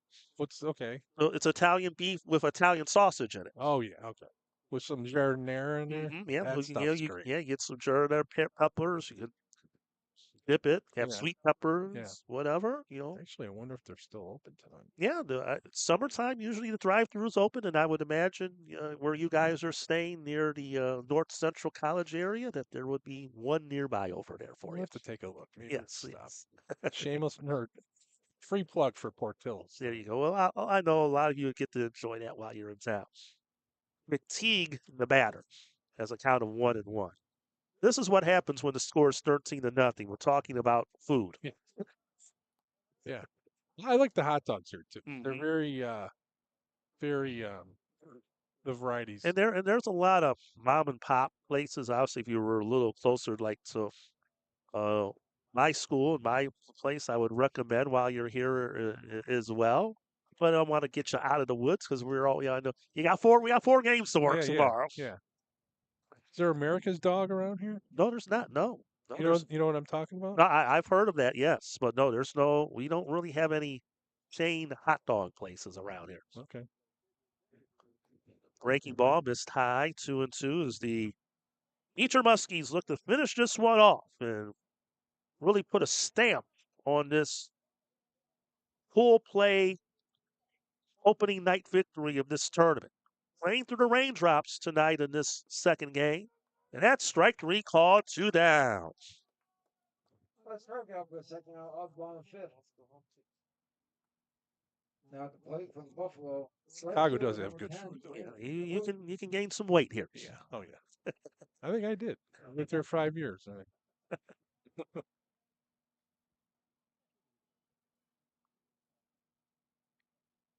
So we're down to the potential final batter. Swing and a miss. Brandon Caboot, I believe, is still the batter. Nope, I think they've gone to the bench here again. I think everyone's kind of lost track of because really we don't get all the changes, but that's 52. Joe Villafrance is the batter. So this kind of gets some kids some at bats here, some swings, kind of get them in the tournament here late. So there are other kids. If they did switch, it's kind of hard to tell with the camouflage numbers, and we don't really get all the indicators from our vantage point when changes are made. And I think with the rain coming down, everyone's just kind of just let them all happen so we can get this thing over with. Yep. Get this game in. The key thing is get that first night into the tournament. You don't want to fall behind in a tournament like this. And again, good job by all the folks here getting the field ready today because obviously we had a good shower pass through around 3 o'clock this afternoon. And we were able to get this game and this tournament started on time. Yeah. 2-2 to count to Villafrance. He got him swinging, strike 3, and that's your ball game. And then game 2 of the NABF World Series tournament, the Beecher Muskies beat The Erie Buffalo Beecher 13. Muskies, impressive, Tim, from start to finish in a 13-0 victory All tonight. business. All business for Beecher. Came out swinging. Again, we don't know what happened with the Erie Buffalo today. If they traveled all day, came with heavy legs, but you can't deny what Beecher did. Just took command from the beginning and never let up. Final totals here for this Pool A game tonight. For the Beecher Muskies, 13 runs, 14 hits, no errors. For Erie Buffalo, no runs, a hit, and 2 errors here tonight. Again, Erie will be back in action at 4 p.m. tomorrow. They're going to take on the Chicago Clout, who was a 5-2 winner in our first game today over Fort Wayne. That will be a 4 p.m. game. The Fort Wayne Jackers lost to the Clout 5-2. So you're going to have Erie Buffalo take on the Chicago Clout at 4 p.m.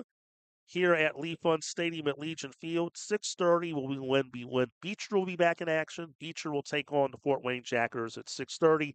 Again, all those games and every game will be streamed live on WNY Athletics YouTube. And we'll be over at Zimmerman Field at North Central College all day tomorrow. Kyle Smith will be here at the Lee Fund Stadium at Legion Field. So, 13-0, Beecher impressive here tonight. Our game this evening is brought to you by Logistics Plus of Buffalo, Gaiman University, Paul Wolf Insurance, Empire Electric, and the famous Wingnuts of Buffalo. So, for Tim Gardner, producer Mike Goodberry, I'm Tim McKinney. Thank you for joining us for both of these games tonight. We're back at it at 11 a.m. Central tomorrow for more Charlie Blackburn Major World Series action here on the WNY Athletics YouTube page. Until then, So long, everybody.